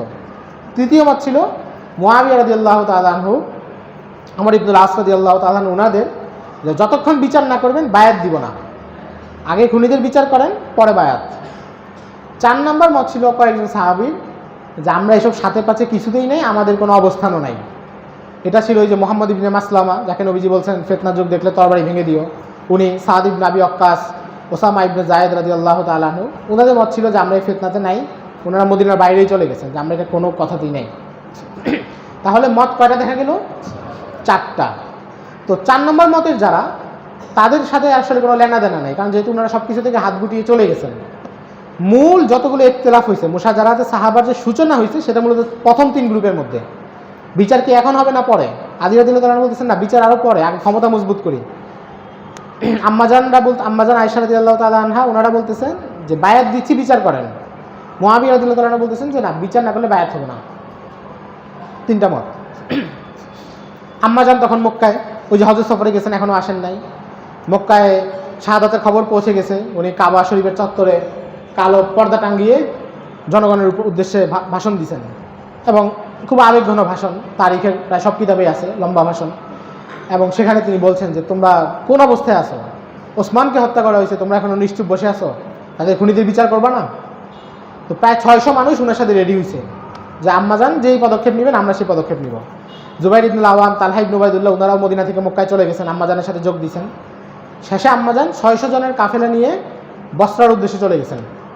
কারণ কি? কারণ হচ্ছে যে খুনিরা 700 জন যারা, এরা তো বসরা, কুফা, বিভিন্ন শহরে চলে গেছে। আম্মাজানের নিয়ত ছিল বসরায় গিয়ে এদের সাথে লড়াই করব।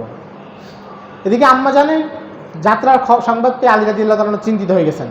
ওনার চিন্তা হলো যে না, আমরা তো বিচারটা পরে করব। এখন যদি আম্মাজান, ওনারা তো খেলাফত বা রাষ্ট্রের কোনো দায়িত্বপ্রাপ্ত না, ওনারা গিয়েই যদি কাউকে খুনাখুনি শুরু করে দেন, যে কাউকে মেরে দেন, তো রাষ্ট্রের শৃঙ্খলা থাকবে না, সবাই আইন নিজের হাতে তুলে নিবে। আলী রাদিয়াল্লাহু তাআলা চেষ্টা করলেন ওনাদের সাথে যোগাযোগ করতে, যেন আপনারা জড়াইলেন না, কিন্তু যোগাযোগ করতে পারেন নাই। আম্মাজানরা বাহিনী 600 জন নিয়ে বসরার দিকে চলে গেছেন। আলী রাদিয়াল্লাহু তাআলা আনহু মদিনা থেকে বের হয়েছেন বাহিনী নিয়ে, যে ওনাদের সাথে পথে আলাপ করবেন, বুঝাবেন, যুদ্ধ করতে না, বোঝানোর জন্য। আম্মাজানরা বসরায় গিয়ে প্রথমেই সাবাইদের একটা দলের সাথে যুদ্ধ করলেন, এবং সাবাইদের হুকাইম বিন জাবালা সহ বড় কয়েকজন নেতাকে হত্যা করলেন, এবং খুব তীব্র যুদ্ধ, সাবাইদের অনেককে তারা মেরে ফেললেন, এবং বসরায় তারা সাফল্য পেলেন। এরপর তারা চিন্তা করলেন আমরা এবার কুফায় যাব। আম্মাজানরা কুফায় গেলেন। আলী রাদিয়াল্লাহু তাআলা পথে যখন শুনলেন যে আম্মাজানরা বসরা থেকে কুফায় চলে আসতেছেন, উনি বাহিনী নিয়ে কুফায় গেলেন। তো কুফায় 2 বাহিনী মুখোমুখি হলো, যেটাকে জঙ্গে জামাল বলে, উটের যুদ্ধ। তো বাহিনীর শুরুতে মানে 2 বাহিনীর শিবির 2 পাশে। আলী রাদিয়াল্লাহু তাআলা আলোচনার জন্য কাকা ইবনে আমর রাদিয়াল্লাহু তাআলাকে পাঠাইলেন যে আম্মাজানের সাথে আপনি কথা বলেন। কাকা ইবনে আমর অনেক বড় সাহাবী ছিলেন, অনেক সাহসী মানুষ ছিলেন, ওনার ব্যাপারে প্রসিদ্ধ আছে, যেটা তারিখে খলিফা ইবনে খাইয়াতে আছে। আবু বকর রাদিয়াল্লাহু তাআলা ওনার সম্পর্কে বলতেন, লাসাউতুল কাকা ফিল জাইশি খায়রুম মিন আলফি রাজুলিন। কোনো সেনাবাহিনীতে কাকা যদি একটা হুঙ্কার দেয়, এটা 1000 সৈন্যের চাইতে বেশি মজবুত, এত বীর যোদ্ধা ছিলেন। তো উনি আম্মাজানের সাথে গেলেন, তো গিয়ে বললেন যে আপনারা আসছেন কেন? তো আম্মাজান বললেন যে আমরা ওসমানের খুনের বদলা নিব। তো উনি বললেন যে আপনারা যদি এখন খুনের বদলা নেন, আপনারা তো বসরায় কিছু মানুষকে মারছেন, কিন্তু মেরে কি হয়েছে যে যারা মারা গেছে তাদের আত্মীয়রাও এখন আপনাদের শত্রু হয়ে গেছে। যারা মূলত শত্রু ছিল না, তাদের যে আত্মীয়রাই চক্রান্তে জড়িত ছিল না, তারাও এখন আপনাদের শত্রু। এবং দেখেন কুফায় তারাও আপনাদের বিরুদ্ধে একত্র হচ্ছে। এখন আপনি যদি ফিরে যান এখান থেকে, তার মানে তো আপনি যে দাবি নিয়ে আসছেন, দাবি বাস্তবায়ন না করে ফিরে গেলেন। আর যদি এদের বিরুদ্ধে লড়াই করেন, তাহলে আপনি গৃহযুদ্ধের দিকে ঠেলে দিলেন, সবাইকে সবার বিরুদ্ধে যুদ্ধ করলেন। মানে উনি কিন্তু প্যাচে ফেলে দিয়েছেন, মানে যেটাই করুক সমাধান নেই এমন। তা আম্মাজান বললেন যে আসলে তো ঠিক বলেছ, এটা তো সুন্দর। তো আলোচনার মধ্যে বোঝা যাচ্ছে যে আম্মাজান এখন আর যুদ্ধ চাচ্ছেন না, ওনারা ফিরে যাবেন, মানসিকভাবে প্রস্তুত। এবং আলী রাদিয়াল্লাহু তাআলার মতো যুদ্ধ করবেনই না, ওনার একটা নিয়তি নেই। এবং উনি যখন কুফায় আসতেছেন, তখন ওনাকে জিজ্ঞাসা করা হয়েছে যে আপনি আম্মাজানদের সাথে বাহিনীর সাথে দেখা হলে কী করবেন? উনি বলছেন যে তারা যেই আচরণই করুক, আমি সর্বোচ্চ ভালো ব্যবহার করবো, কোনো অবস্থায় ভালো ব্যবহার বদলাবো না, যেহেতু আম্মাজান এখানে আছেন। আর আম্মাজানের অবস্থা কি, যে এখন উনি ফিরে যাবেন, এটা কাকা ইবনে আমরকে উনি বলতেছেন, মানসিকভাবে প্রস্তুত। এখন ওই যে চক্রান্তকারী, তাদের তো চেষ্টা কি যে ফিতনা বাধায় থাকুক। যদি আম্মাজান চলে যান, আলী রাদিয়াল্লাহু তাআলা শান্তভাবে সব হ্যান্ডেল করার সুযোগ পান, তারা তো এটা জানে যে আলী রাদিয়াল্লাহু তাআলা তাদেরকে ধরে ফেলবেন।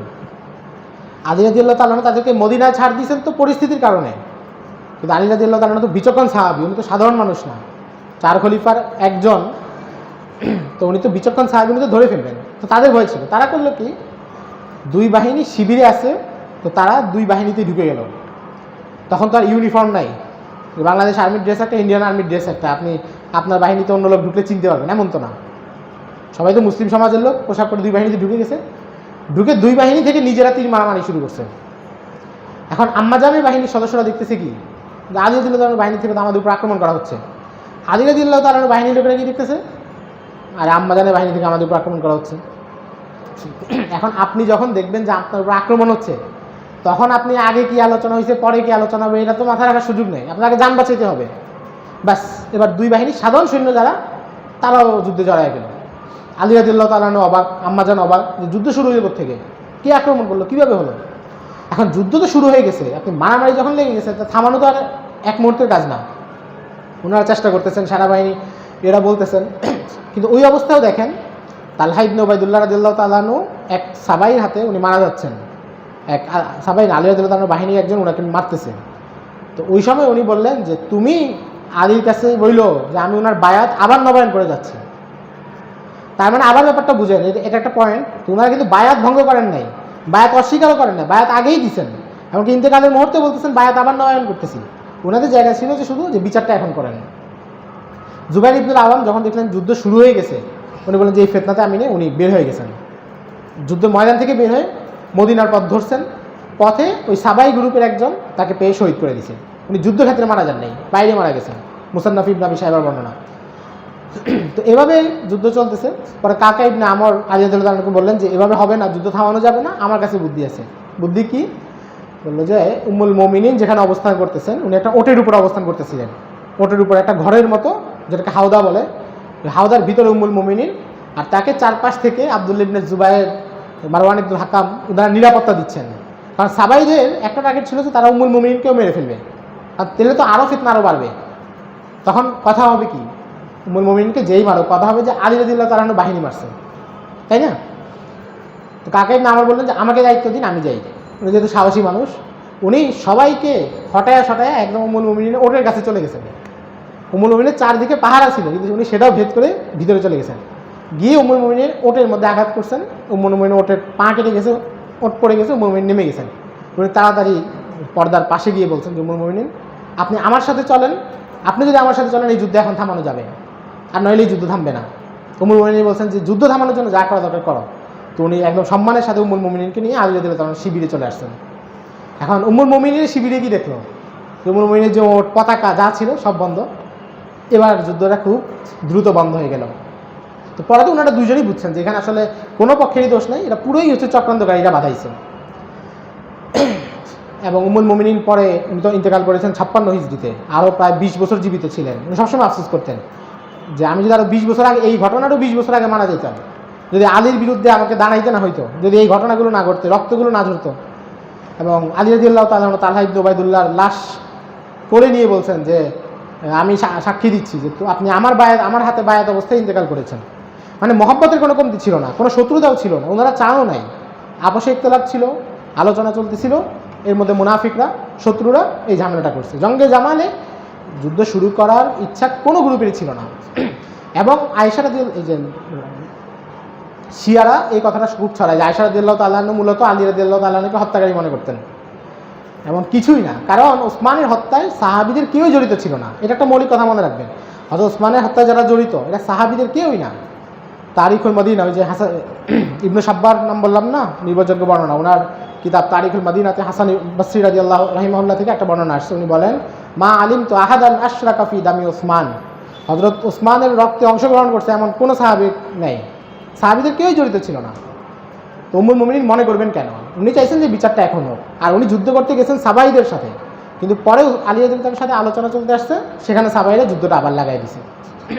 পরে উম্মুল মুমিনিন কয়েকদিন অবস্থান করছিলেন, মনটা খুবই খারাপ ছিল। এমনই আলী রাদিয়াল্লাহু তাআলাকে বলছেন যে আপনার প্রতি আমার কোনো অভিযোগ নাই। আলী রাদিয়াল্লাহু তাআলা বলছেন আপনার প্রতিও আমার কোনো অভিযোগ নেই, আমরা তো এটা চাইই নেই। পরে আলী রাদিয়াল্লাহু তাআলা কুফার বরেণ্য মানুষ, সম্ভ্রান্ত পরিবারের বেশ কয়েকজন মহিলাকে উম্মুল মুমিনিনের সাথে দিয়ে ওনাকে মদিনায় পাঠানোর ব্যবস্থা করছেন। এবং হাসান রাদিয়াল্লাহু তাআলা নবী নির্দেশ দিয়েছেন যে উম্মুল মুমিনিনকে তুমি অমুক এলাকা পর্যন্ত আগায় দিয়ে আসো। এই কাফেলাকে প্রায় 27 মাইল, 27 মাইল কিন্তু কম না, অনেক দূর, প্রায় 27 মাইল এলাকা হাসান রাদিয়াল্লাহু তাআলা উম্মুল মুমিনিনদেরকে আগায় দিয়েছেন এবং ওনাদের কাফেলা মদিনায় চলে গেছে। তো উম্মুল মুমিনিনদের যে ধারাটা ছিল, জুবাইর রাদিয়াল্লাহু তাআলা আনহু নিহত, তালহা রাদিয়াল্লাহু তাআলা আনহু নিহত, এবং উম্মুল মুমিনিন মদিনায় চলে গেছেন 56 হিজরিতে ইন্তেকালের আগ পর্যন্ত। উনি আর কখনো রাজনৈতিক প্রশাসনিক কোনো বিষয়ে কোনো মতামত দেন নাই, কোনো সিদ্ধান্তই দেন নাই, এবং এগুলোর প্রতি আমার একটা তীব্র বিতৃষ্ণা চলে আসছিল এই অভিজ্ঞতাগুলো থেকে, মুনাফিকদের এই চক্রান্তগুলো থেকে। এখানে দুই একটা কথা বলে দিই প্রাসঙ্গিকভাবে, যে অনেকে প্রশ্ন তোলে যে এটা হচ্ছে আধুনিক নারীবাদীরা, যে উম্মুল মুমিনিন নারী হয়েও একা একা যুদ্ধ করতে বস্তায় চলে গেছেন, আর মানে আমাদের মহিলারা কিছু করতে গেলে আপনারা করেন। আসলে উনি একা কি যান নাই, ওনার সাথে ওনার মাহরাম ছিল, বোনের ছেলে জুবাইর ইবনুল আওয়াম, আসমা বিনতে আবু বকরের ছেলে, ওনার সাথে ওনার মাহরাম ছিল, এটা কোনো সমস্যা না। ইবনে তাইমিয়া রাহিমাহুল্লাহ মিনহাজুস সুন্নাতে বলছেন যে উম্মুল মুমিনিন তো নিজের কোনো স্বার্থে বের হন নেই, উম্মার একটা বড় স্বার্থে ওনার ইজতিহাদ ভুল ছিল। এবং এখানেও আহলুস সুন্নাহ ওয়াল জামাতের অবস্থান হচ্ছে আলী রাদিয়াল্লাহু তাআলা আনহুর ইজতিহাদ সঠিক, উম্মুল মুমিনিনের ইজতিহাদ ভুল, কারণ ওই সময় আসলে আলী রাদিয়াল্লাহু তাআলা আনহু সঠিক ছিল। উম্মুল মুমিনিন তো নিজের কোনো স্বার্থ উদ্ধারের জন্য যান না, ওনার ইজতিহাদ অনুসারে দ্বীনের একটা স্বার্থ রক্ষার জন্যই গেছেন। আরেকটা হলো যে হাওয়াবের কুকুরগুলো ডাকলো কেন, আসলে ওই বর্ণনাটা যেটা নবীজি একটা ভবিষ্যৎবাণী করছেন, এটা নেতিবাচক কিছু না। এখানে কি নেতিবাচক কিছু আছে?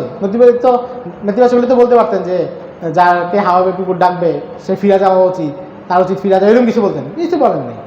একটা ভবিষ্যতের আপনি বলছেন যে ওনারা যখন যাবে তখন সেখানে কুকুর ডাকবে। যেমন একটা কথা মনে করেন, একটা আলামত যে অমুক দিন এই ঘটনাটা ঘটবে, এটা বলা, এটা দ্বারা তো আপনি নেতিবাচক ইতিবাচক কিছু বোঝায় না, বুঝলেন?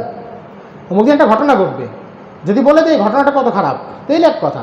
উম্মুল মুমিনিন ঘটনাটা বলছেন যে কুকুর ডাকবে, এটা ভবিষ্যৎবাণী যে পরে একটা ঘটনা ঘটবে, এতটুকুই। উম্মুল মুমিনিন যে যাবেন, যাওয়ার ভবিষ্যৎবাণী, এর বেশি কিছু না।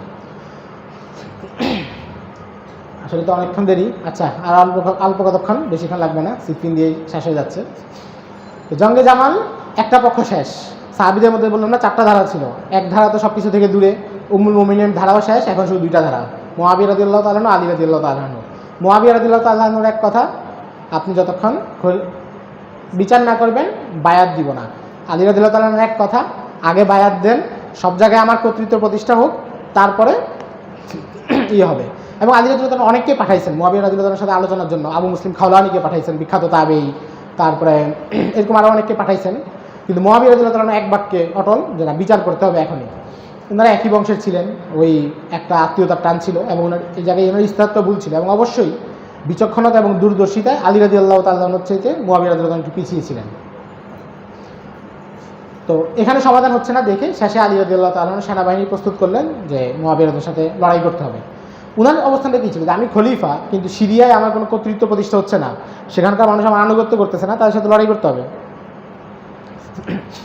তো ওনারা যাচ্ছেন শুনে মুআবিয়া রাদিয়াল্লাহু তাআলা আনহু দামেস্ক থেকে সেনাবাহিনী নিয়ে বের হলেন, এবং দামেস্কের মানুষ সবাই মানে হযরত মুআবিয়ার পক্ষে। কারণ কি, যে সেখানে হচ্ছে হযরত ওসমানের যে মারা গেছেন, রক্তমাখা জামা দামেস্কের মসজিদে নিয়ে দেখানো হয়েছে, এবং বলা হয়েছে দেখো মদিনা ওসমানকে এভাবে নির্মমভাবে হত্যা করা হয়েছে। সবার খুব আবেগ জাগ্রত, সবাই চাচ্ছে বিচারটা এখনই হোক। তো ওসমান রাদিয়াল্লাহু তাআলা আনহু বিচারের জন্য সবাই হযরত মুআবিয়ার পক্ষে ছিলেন দামেস্কে।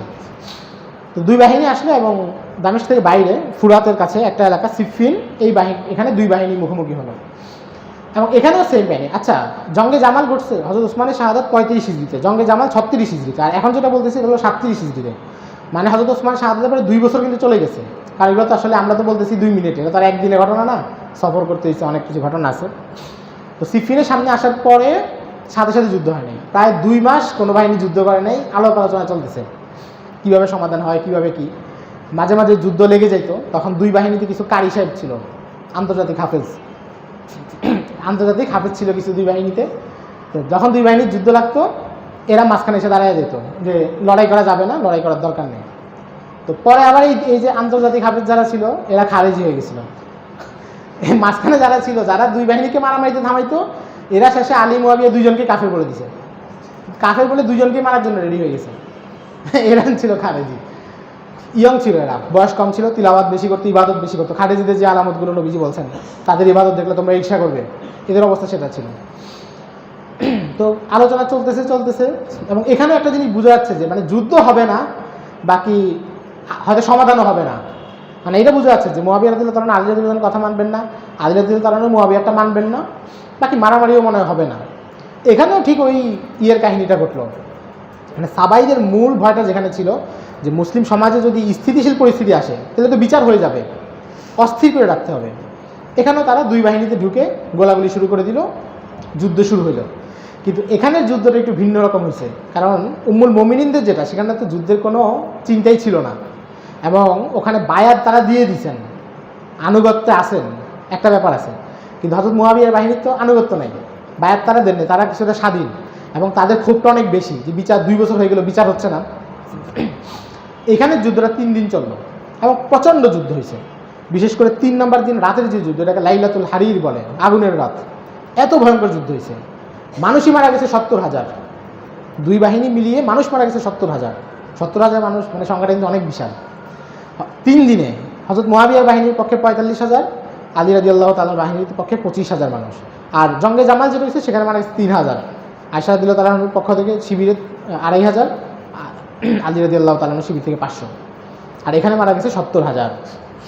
তীব্র যুদ্ধ হলো, এবং আম্মার ইবনে ইয়াসির রাদিয়াল্লাহু তাআলা আনহু এই বাহিনীতে শহীদ হলেন, এবং মুআবিয়া রাদিয়াল্লাহু তাআলা আনহুর বাহিনীর হাতে শহীদ হলেন। 3 দিন পরে সবাই পেরেশান, সবার মনেই অস্থিরতা যে যুদ্ধটা কীভাবে শেষ করতে হবে। আমর ইবনুল আস রাদিয়াল্লাহু তাআলা আনহু বারবার পেরেশান যে কীভাবে শেষ করবেন। যাই হোক, শেষে উনি আলী রাদিয়াল্লাহু তাআলা আনহুর সাথে আলোচনা করে 3 দিন পরে যুদ্ধটা থামানো হলো।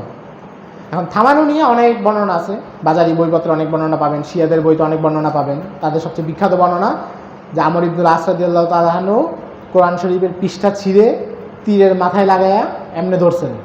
তো এটা দেখার পরে আলী রাদিয়াল্লাহু তাআলা আনহু বাহিনী ভয় পাইছে, যেটা তো কোরআন শরীফ সামনে নিয়ে রাখছে, এখন এদের সাথে কেমনে লড়াই করবো, এই জন্য ওরা থেমে গেছে।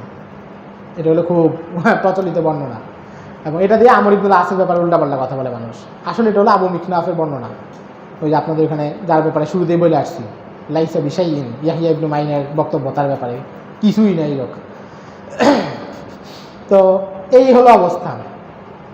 এর মধ্যে 3 দিন পরে যুদ্ধটা থামলো, আসলে হচ্ছে আলোচনার মাধ্যমেই থামছে, কিন্তু যুদ্ধ থামছে, আলোচনা তো মীমাংসা হয় নাই, এবং যুদ্ধে তো কোনো জয় পরাজয় হয় নাই যে এক বাহিনী জিতছে আরেক বাহিনী হারছে, এমন না। তখন আলী রাদিয়াল্লাহু তাআলা আনহু এবং ওনার সাথে যারা ছিলেন কাকা ইবনে আমর, ওনারা এবং মুআবিয়া রাদিয়াল্লাহু তাআলা বাহিনীর লোকেরা, ওনারা আলোচনা করলেন যে ঠিক আছে, একটা মানে অপ্রত্যাশিত যুদ্ধ হয়ে গেল, এত রক্ত ঝরলো, আপাতত এই আলোচনাটা থাক, আমরা 6 মাস পরে একটা তাহকিম করব, সালিশ করব। সালিশের 2 পক্ষ থেকে 2 জন প্রতিনিধি থাকবে, আলী রাদিয়াল্লাহু তাআলার পক্ষ থেকে আবু মুসা আশআরী, মুআবিয়া রাদিয়াল্লাহু তাআলার পক্ষ থেকে আমর ইবনুল আস রাদিয়াল্লাহু তাআলা আনহু। এই 2 জন বসে তারা ফয়সালা দিবেন যে খেলাফতের ইয়েটা কী হবে, কোন দিকে যাবে। আপাতত সবাই যার যার জায়গায় ফিরে যাবে।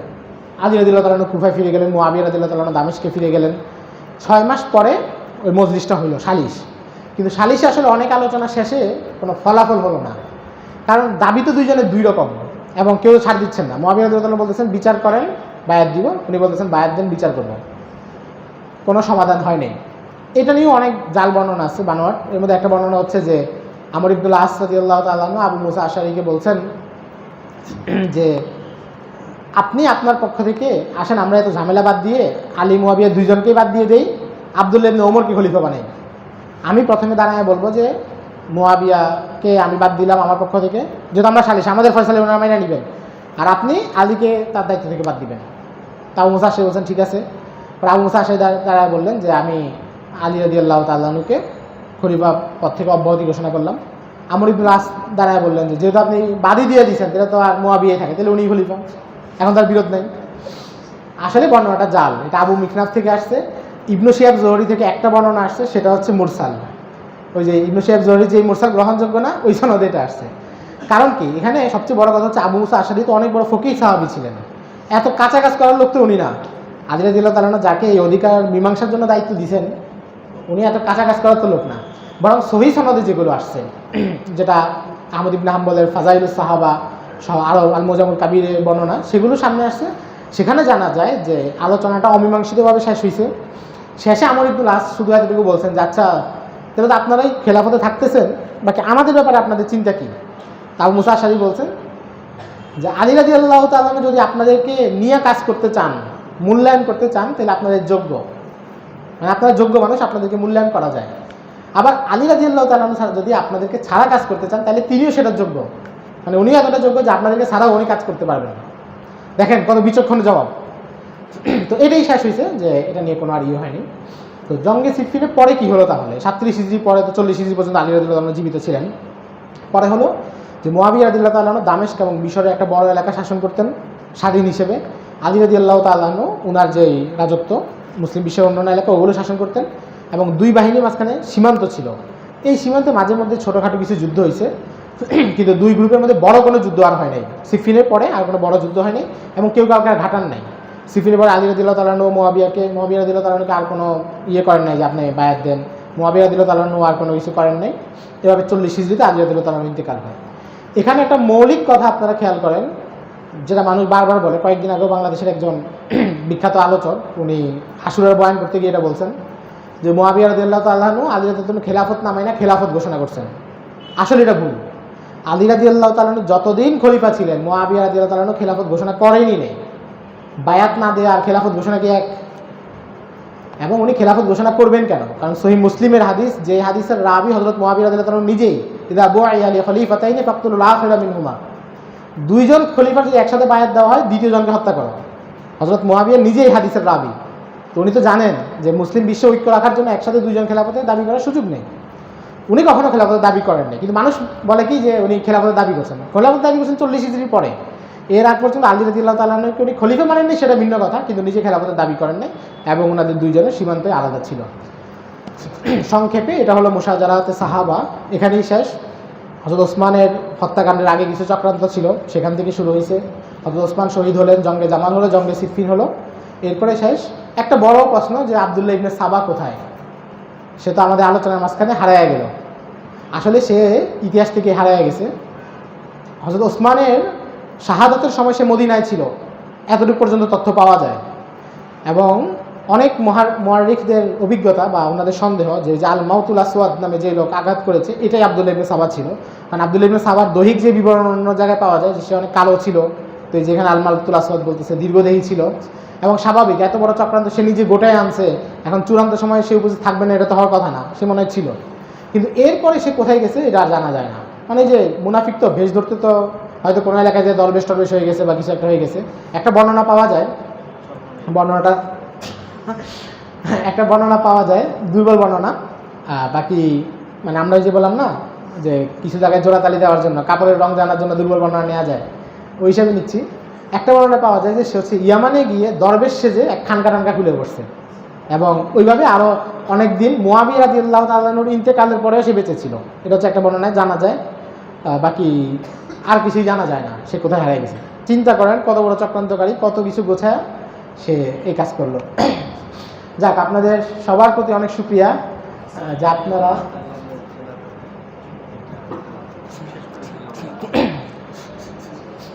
আচ্ছা। হযরত আলী রাদিয়াল্লাহু তাআলা হযরত বলছেন শেষ একটু তাকিমা শেষ করে দিতে। আলী রাদিয়াল্লাহু তাআলা আনহুর পরে 6 মাস হাসান রাদিয়াল্লাহু তাআলা আনহু শাসন করেছিলেন, উনি খলিফা ছিলেন। এবং উনি 6 মাস থাকার পরে এটাকে অনেকে খেলাফতের রাশিদার ভিতরে ধরেছেন, অনেকে ধরেছেন, আবার অনেকে বাইরে বলেছেন। তো উনি 6 মাস শাসন করার পরে উনি দেখলেন যে হযরত মুয়াবিয়ার মতো একজন প্রভাবশালী ব্যক্তি উনি তো বর্ষতে আসতেছেন না, এবং ওনার সাথে দ্বন্দ্ব।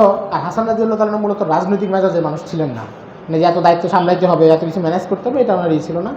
পরে উনি একটা চুক্তিতে চলে আসেন, হযরত মুয়াবিয়া রাদিয়াল্লাহু তাআলার সাথে একটা চুক্তির মাধ্যমে ক্ষমতা হস্তান্তর, 40 হিজরির ঘটনা।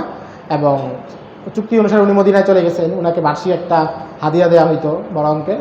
বাস এগুলো করে মুয়াবিয়া রাদিয়াল্লাহু তাআলার হাতে ক্ষমতা চলে আসলো, এবং মুয়াবিয়া রাদিয়াল্লাহু তাআলা খেলাফত দাবি করলেন, মুসলিম বিশ্বের সব জায়গা থেকে বায়াত নিলেন, ওনার খেলাফত প্রতিষ্ঠা হয়ে গেল। যাক, যেটা বলছিলাম আপনাদের সবার শুকরিয়া। বিরক্ত হইলেও চেহারায় প্রকাশ করেন নাই, বিরক্তি নিয়েই বসেছিলেন এবং কথা মনোযোগ দিয়ে শুনছেন, আপনাদের অনেক শুকরিয়া।